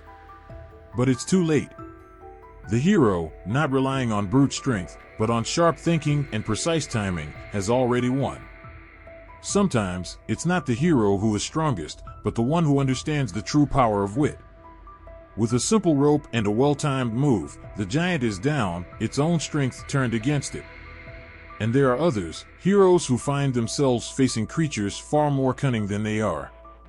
A wolf, sleek and silent, its red eyes gleaming with a hunger that can never be sated. It moves like the wind, fast and vicious, and its teeth gleam sharp enough to rip through any armor. A battle with this beast would be different. Strength wouldn't help here. The hero would have to outweak the wolf, for power alone couldn't win this fight. As the creature closes in, circling like a shadow, the hero remains still, heart pounding, eyes calculating. The wolf lunges, teeth snapping, but the hero is already gone. A flash of movement, a step back, a sharp motion, he's gone, hidden behind a large stone. The wolf snaps its jaws in the empty air, confused. It hunts with hunger, not with logic, and it doesn't see the hero's plan unfolding. Again and again, the hero leads the wolf into traps, into corners where it can't reach him. The wolf tires, frustrated, its hunger turning into desperation. It's quick, but it's not thinking. It's driven by a primal need, and that makes it predictable. The hero knows it better than the creature knows itself. With one final move, he drives the wolf into a trap, outwitting it completely, using its own instincts against it. No strength was needed. Only wit, and the hero's understanding of the creature's flaws. And then there's the battle with those who cannot be outwitted. The monsters who are smarter, more devious, more relentless. In these battles, the hero's only chance is to overpower them, to match strength, with no room for hesitation. There's no escape from this kind of monster, there's no clever way around it. It's a fight where everything rests on the hero's ability to face the creature head-on. The monstrous figure towers before him, its claws sharp like blades, its eyes burning with malice. This is a beast who cannot be tricked, whose mind is as sharp as a razor. The hero grips his sword, feeling its weight in his hands, the familiar weight of a weapon made for war. This is a fight for the strongest, for those who are willing to throw everything into a battle they might not survive. And the battle begins. Every swing of the sword is met with the monstrous creature's claws, sparks flying, the clash of steel against bone shaking the ground. The air smells of blood and sweat. The hero's muscles ache, his body screams for mercy, but he keeps fighting. The creature roars in fury, it strikes relentless. It's a battle that could end in a moment, where one wrong move could be fatal. But the hero presses on. He blocks the blows with his sword, counters with his own, and slowly, methodically, he wears the beast down. His strength isn't limitless, but his determination is. The monster can sense it now, feel the shifting of the battle. The hero is not the stronger fighter, but he is the smarter one. He uses his energy not in frenzy, but with patience, waiting for the moment to strike. And then, with a final roar, the hero swings his sword in a powerful arc, piercing the heart of the beast. It falls to the ground with a thundering crash, defeated, its monstrous form crumpled in the dirt. In the quiet that follows, the hero stands tall. His sword is stained, his body battered, but his spirit is unbroken. The battle has been won, not by strength alone, but by a combination of everything, a balance between cunning and power. The hero knew when to think, when to wait, and when to strike. The creatures of the world, be they giants, wolves, or beasts beyond imagining, will never understand that sometimes the mind is just as powerful as the sword. That strength is not always about the body, but about the heart and the will to stand up, to fight, and to win, even when everything seems impossible. The real power lies in the wisdom to know when to use both. The fire crackles in the cold winter air, sending sparks flying into the night sky. A chilling wind whispers through the trees, carrying with it the scent of pine and snow. The ground beneath is hard, covered in a blanket of frost, yet all around, there is life. The village is alive with laughter and excitement, but the shadows are heavy, lurking just beyond the warmth of the bonfire. The dark night seems to pulse with a strange energy, and the people gather, their faces half hidden by fur-lined hoods and scarves, as they stand in the snow, watching the flames dance. Tonight is a night like no other, a night where the boundary between the living and the monstrous is blurred. Tonight, the beasts of the season are among them. The fire at the center of the square burns brighter now, flames licking the sky as a figure steps forward. It is a towering effigy, made from twisted branches, straw, and old rags. Its eyes glow with the reflection of the fire, its smile wide and unnerving. The villagers fall silent, their breath hanging in the air, the only sound the crackling of the fire. The effigy stands tall, dominating the space like a creature risen from the depths of nightmare. Its very presence sends a shiver through the crowd, a reminder that the darkness of winter is never far away.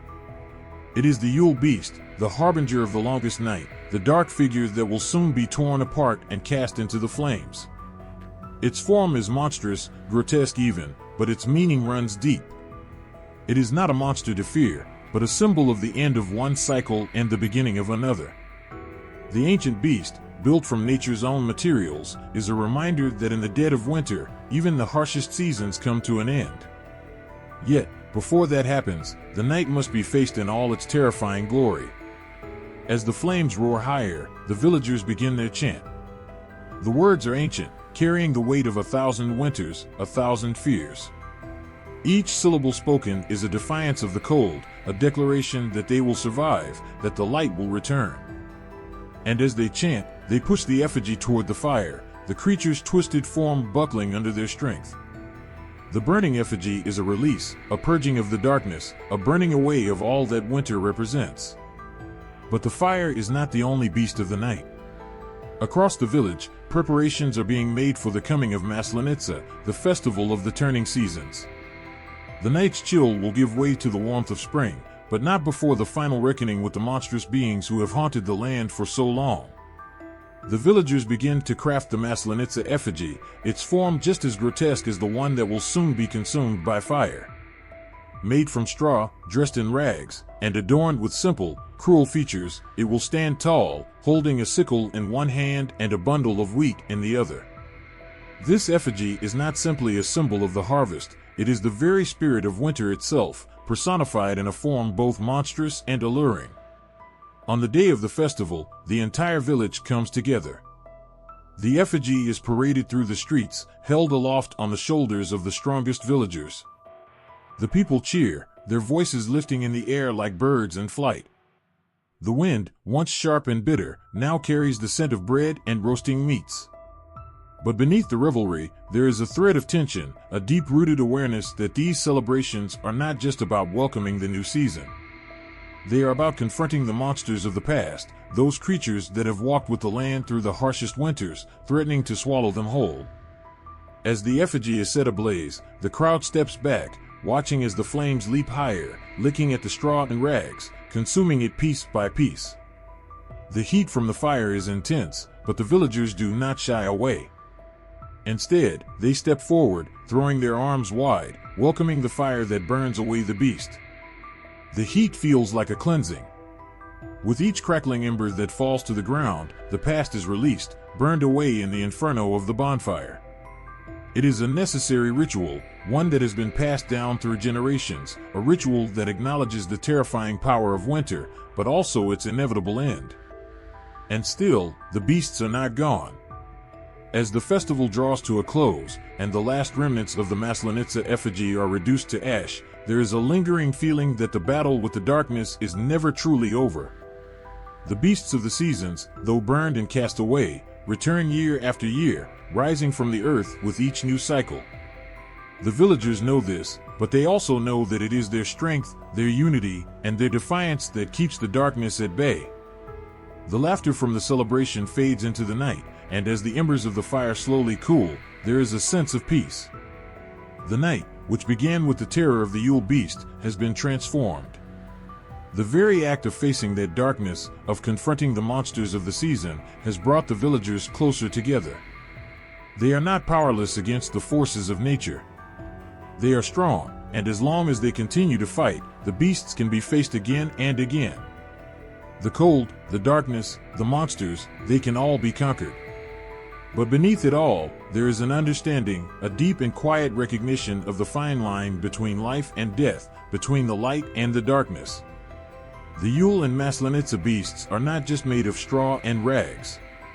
They are the monsters that live in the hearts of the villagers, the fears that threaten to consume them in the dead of winter. But as long as they continue to burn them away in fire, to celebrate their defeat, there is always hope. Hope for the return of warmth, for the first breath of spring. And with it, the promise that the monsters, no matter how monstrous, will never have the final say.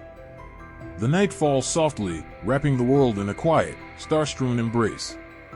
The air is warm, a rare gift that midsummer brings, carrying the fragrance of wildflowers and damp earth. But there's something more in the air tonight, something that makes the hairs on the back of your neck stand up. The woods seem alive with whispers, and the water glistens under the pale moonlight as if it holds secrets just beneath its surface. It is Kupala night, a night of mystery, when the veil between the living and the unseen thins, when the world of spirits steps closer to ours. The night is thick with magic, a time when the forest and water spirits come to life, moving through the trees, calling out to the unwary, beckoning them toward the shadows. In the distance, the crackle of a fire rings through the air as people gather around it, dancing and singing. Their laughter echoes, but it is soft, as if the night itself is listening. Around them, the forest watches, its ancient eyes concealed in the thick dark, while the water below the banks gleams, as if beckoning. There is a hum in the air, a strange energy that stirs the water and rustles the leaves. The old ones say that during Kupala night, the spirits of the forest and the river are at their most powerful. The most daring of the villagers would wander into the forest, some in search of the mythical fern flower, a symbol of eternal happiness, while others simply wanted to be part of the night's wild beauty. But they were warned, always warned, that one must never wander too far into the woods, or linger too long at the river's edge. There were spirits out there, spirits that waited patiently, their eyes glowing like soft embers in the deep night. A flicker of movement in the trees catches your eye, a shadow darting between the trunks, too quick to catch, but unmistakably there. It's the figure of a woman, or is it? The air shifts, and for a moment, you could swear the forest breathes. The sound of water lapping gently at the riverbank seems to rise, as if the river itself is speaking. The water spirit, they call her. Beautiful, enchanting, yet dangerous, like the river she inhabits. She is known to lure the unwary with her song, soft and sweet, pulling them into her watery domain, where the currents are swift and unforgiving. Her long hair floats around her like seaweed, her pale skin shimmering in the moonlight, and her eyes, bright and piercing, are like the depths of the darkest lake. She watches, always watching, waiting for the perfect moment to pull someone into her world. But the forest is not without its own spirits, creatures that slip between the trees and the shadows. The forest spirit, the Leshy, moves in the underbrush, his eyes glowing like twin lanterns. He is both protector and trickster, guiding the lost traveler or leading them astray. No one knows his true intentions, for he is as capricious as the woods themselves. Some say he can take the form of any creature, a wolf, a deer, or even a man. Those who wander too far in search of adventure sometimes find themselves circling the same tree over and over, unable to find their way out. The Leshy watches with a quiet amusement, his laughter lost in the rustling of the leaves. But there are those who are not afraid. The bravest souls, the ones who feel the pull of the night's magic, step boldly into the forest or stand at the river's edge, waiting for a glimpse of these elusive spirits.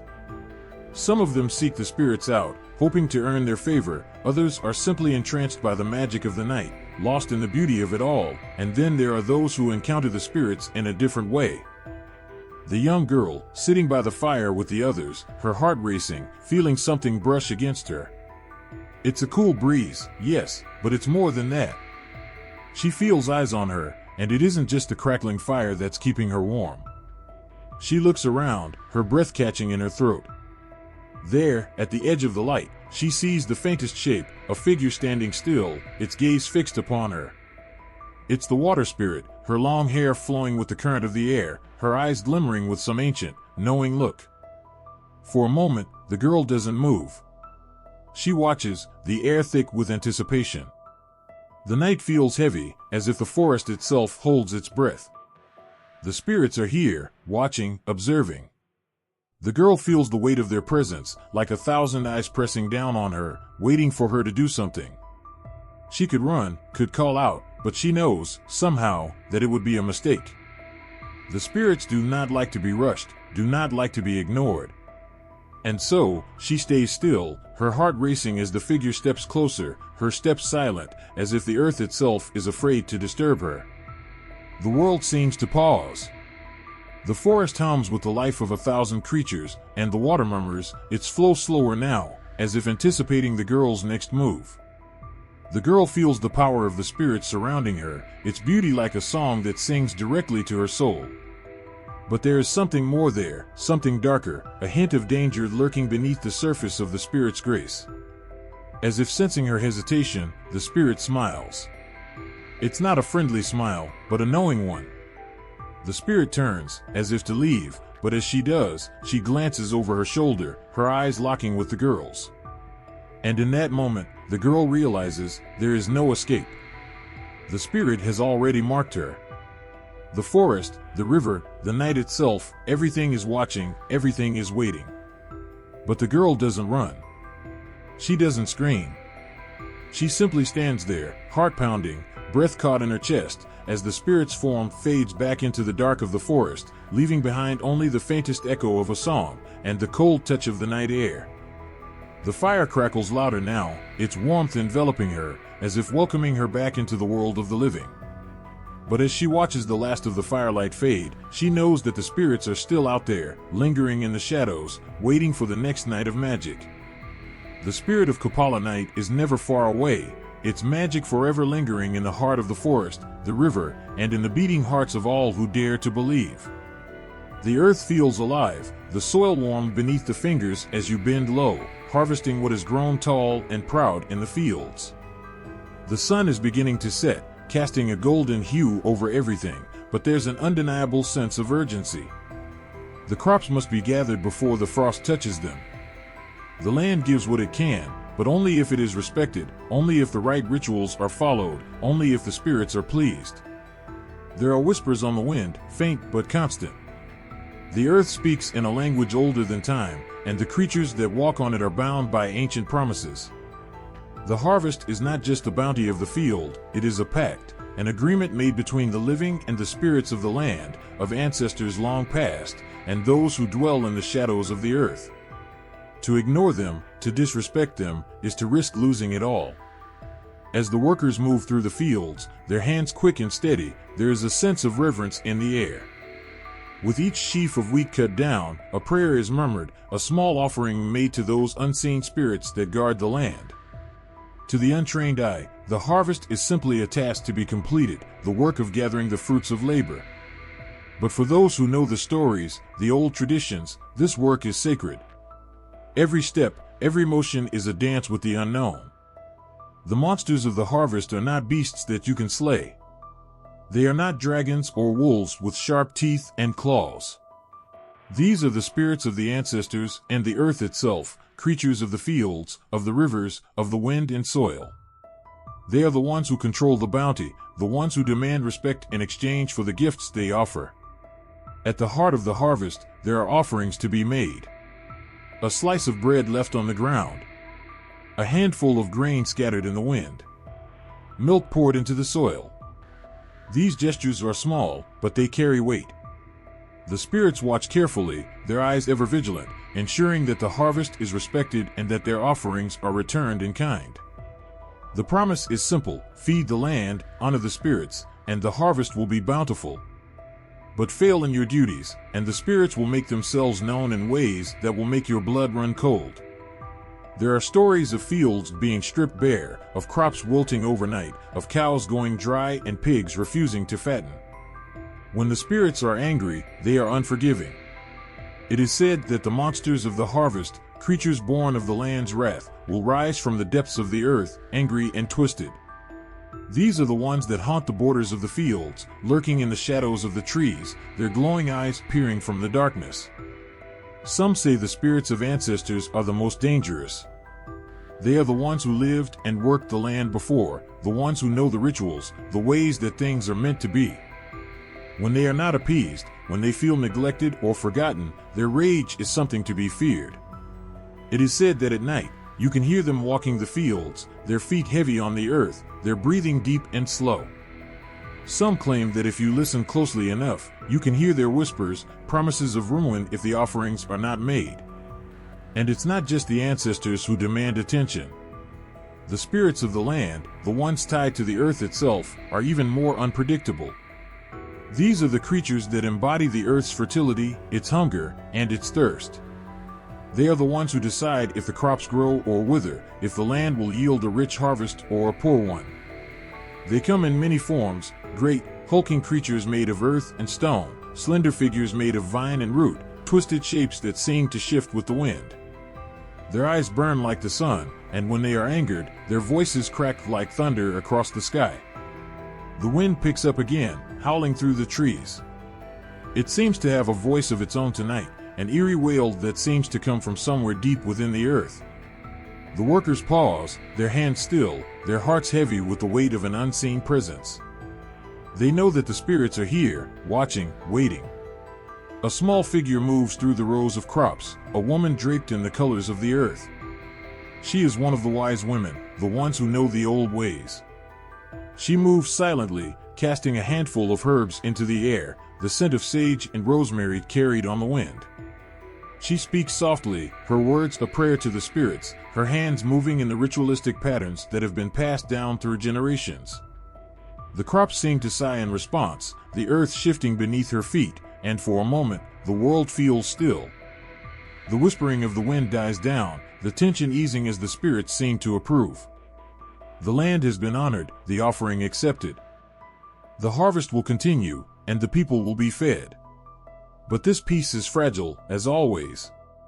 The spirits are capricious, and there is no guarantee that their favor will last. When the final grains are harvested, when the last of the crops are brought in from the fields, the people gather for the final ritual. A great feast is laid out, a table heavy with the bounty of the earth. There is laughter, music, and joy, but there is also a solemnity to the evening. The spirits must be thanked, the land must be honored. With every bite of bread, with every sip of wine, the people offer their gratitude to the forces that have made the harvest possible. But the spirits are never far away. They are always watching, always waiting. There are stories of people who grew complacent, who forgot the old ways. They ignored the whispers of the earth, the calls of the ancestors, until one day the crops began to fail. The animals grew sick, and the water ran dry. The spirits had not been honored, and the harvest was gone. The land that had once been bountiful now lay barren, a warning to all who dared forget the importance of the ritual, the offering. As the fires burn low, and the last of the food is eaten, the people look out across the fields, their hearts filled with both gratitude and unease. They know that the spirits are always there, watching over them, their presence lingering in the night air. And they know that next year, the cycle will begin again, another harvest, another offering, another pact to keep the spirits appeased, to ensure that the land will continue to provide. Because without the spirits, without the old ways, there would be no harvest at all. There's a chill in the air as the night closes in, and for just a moment, it feels as if something is watching, waiting. It's a feeling that seems to come from nowhere, but it settles in your chest, heavy and unsettling. It's as though the ancient stories are alive, breathing in the shadows around you, calling you to remember. The world has changed. The lights of cities now shine brighter than the stars, and technology has woven its way into every part of life. Yet, in the stillness of the night, the creatures of old, the monsters of Slavic lore, still linger. Long ago, these creatures were born from the darkness of forests and the frozen winds of the north. They were born from fear, from the need to explain what couldn't be understood. These were the beings that whispered in the corners of every house, that walked along the borders of fields, waiting for the unprepared, the unwary. And though much has changed, they haven't vanished. They've evolved, adapted, becoming something new, but their roots remain planted deep in the soil of ancient stories. You can hear them in the quiet whispers of an old grandmother's tale, tucked in the corners of a warm home on a cold winter night. Don't wander off the path, they say. Don't stray too far into the woods. The Leshy will find you, the Baba Yaga will lead you astray. In these moments, they live again, not as distant memories, but as living, breathing threats that carry a strange comfort. It's a reminder that, no matter how much the world has changed, something primal, something raw, is still there, haunting the edges of our modern world. The monsters of Slavic folklore haven't just disappeared into the past. No, they've found new homes, tucked into the corners of our modern lives. The spirits and demons that once lurked in the forests now find themselves alive on the screens of our phones, in movies, books, and video games. The monsters may have changed their shape, but the fears they inspire, the awe, is the same. Look at the world of film, where movies about mythical creatures and dark forces have taken over. These ancient beings, once confined to whispers around the fire, now have voices, faces, and stories all their own. Baba Yaga, the wicked old witch with her iron teeth, flies across the silver screen, stirring unease in the hearts of those brave enough to watch. The Zmei Goranik, the three-headed serpent dragon, terrorizes both the heroes and audiences alike, reminding us that the stories of old still have the power to captivate. But it's not just the big screen that carries these monsters into the future.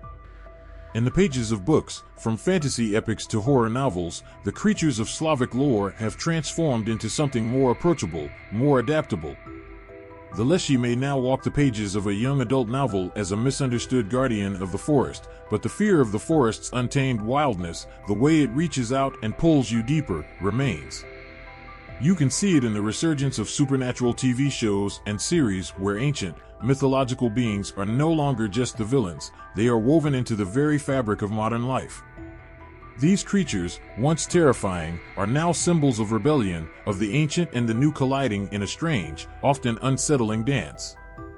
The stories have evolved, yes, but at their core, they still hold the same power they always did, the power to unsettle, to captivate, to make you question what lies just out of sight. In the world of video games, the Zmei Goranik and the Baba Yaga appear as bosses, as puzzles, as challenges for the player. The monsters have become challenges, avatars of darkness that are not so much about survival, but about confronting what lurks in the dark corners of the mind. They are puzzles to be solved, creatures to be conquered, yet with each game, each level, a tiny sliver of the old fear remains, the fear that these creatures are not so easily defeated, that they are always waiting, always lurking. And then, there are the New Age legends, the urban myths, the stories that twist and turn through the internet, carried by the whispers of social media. In every meme, in every tweet, in every viral video, there is a piece of that old terror, reborn in modern language. Stories of creatures that wander the woods at night, of demons that slip through the cracks of reality, of spirits that visit you in the dark. These stories may have the trappings of modern life, a phone call, an email, a Snapchat, but their foundation is old. It's rooted in the need for the unknown, for the strange and the supernatural, for something that defies explanation. The creatures of Slavic mythology are no longer confined to the pages of ancient texts. They are no longer whispered only in the homes of the old and the wise. They are alive in our culture, in the films we watch, the games we play, and the stories we tell. And yet, no matter how much the world changes, they still carry with them the same feelings of fear, awe, and wonder. They are reminders of what it means to be human, to face the unknown, to fight against the darkness, and to honor the creatures that walk the fine line between myth and reality. But it's not just in the mainstream that these creatures find their place. The monsters of Slavic folklore have woven their way into niche communities, into the hearts of those who seek the strange and the eerie. There are forums dedicated to the study of the old myths, where people discuss the meaning of each creature, the symbolism behind each story. These stories are not just stories, they are relics, fragments of a culture that refuses to let go of its past. The creatures of the Slavic tradition are survivors. They have adapted, morphed, and changed to fit the times, but at their core, they remain the same. They are ancient echoes that still resound today, waiting in the corners of our minds, ready to remind us that the monsters of old are never truly gone. They are with us, always, as part of the fabric of our stories, our fears, and our dreams.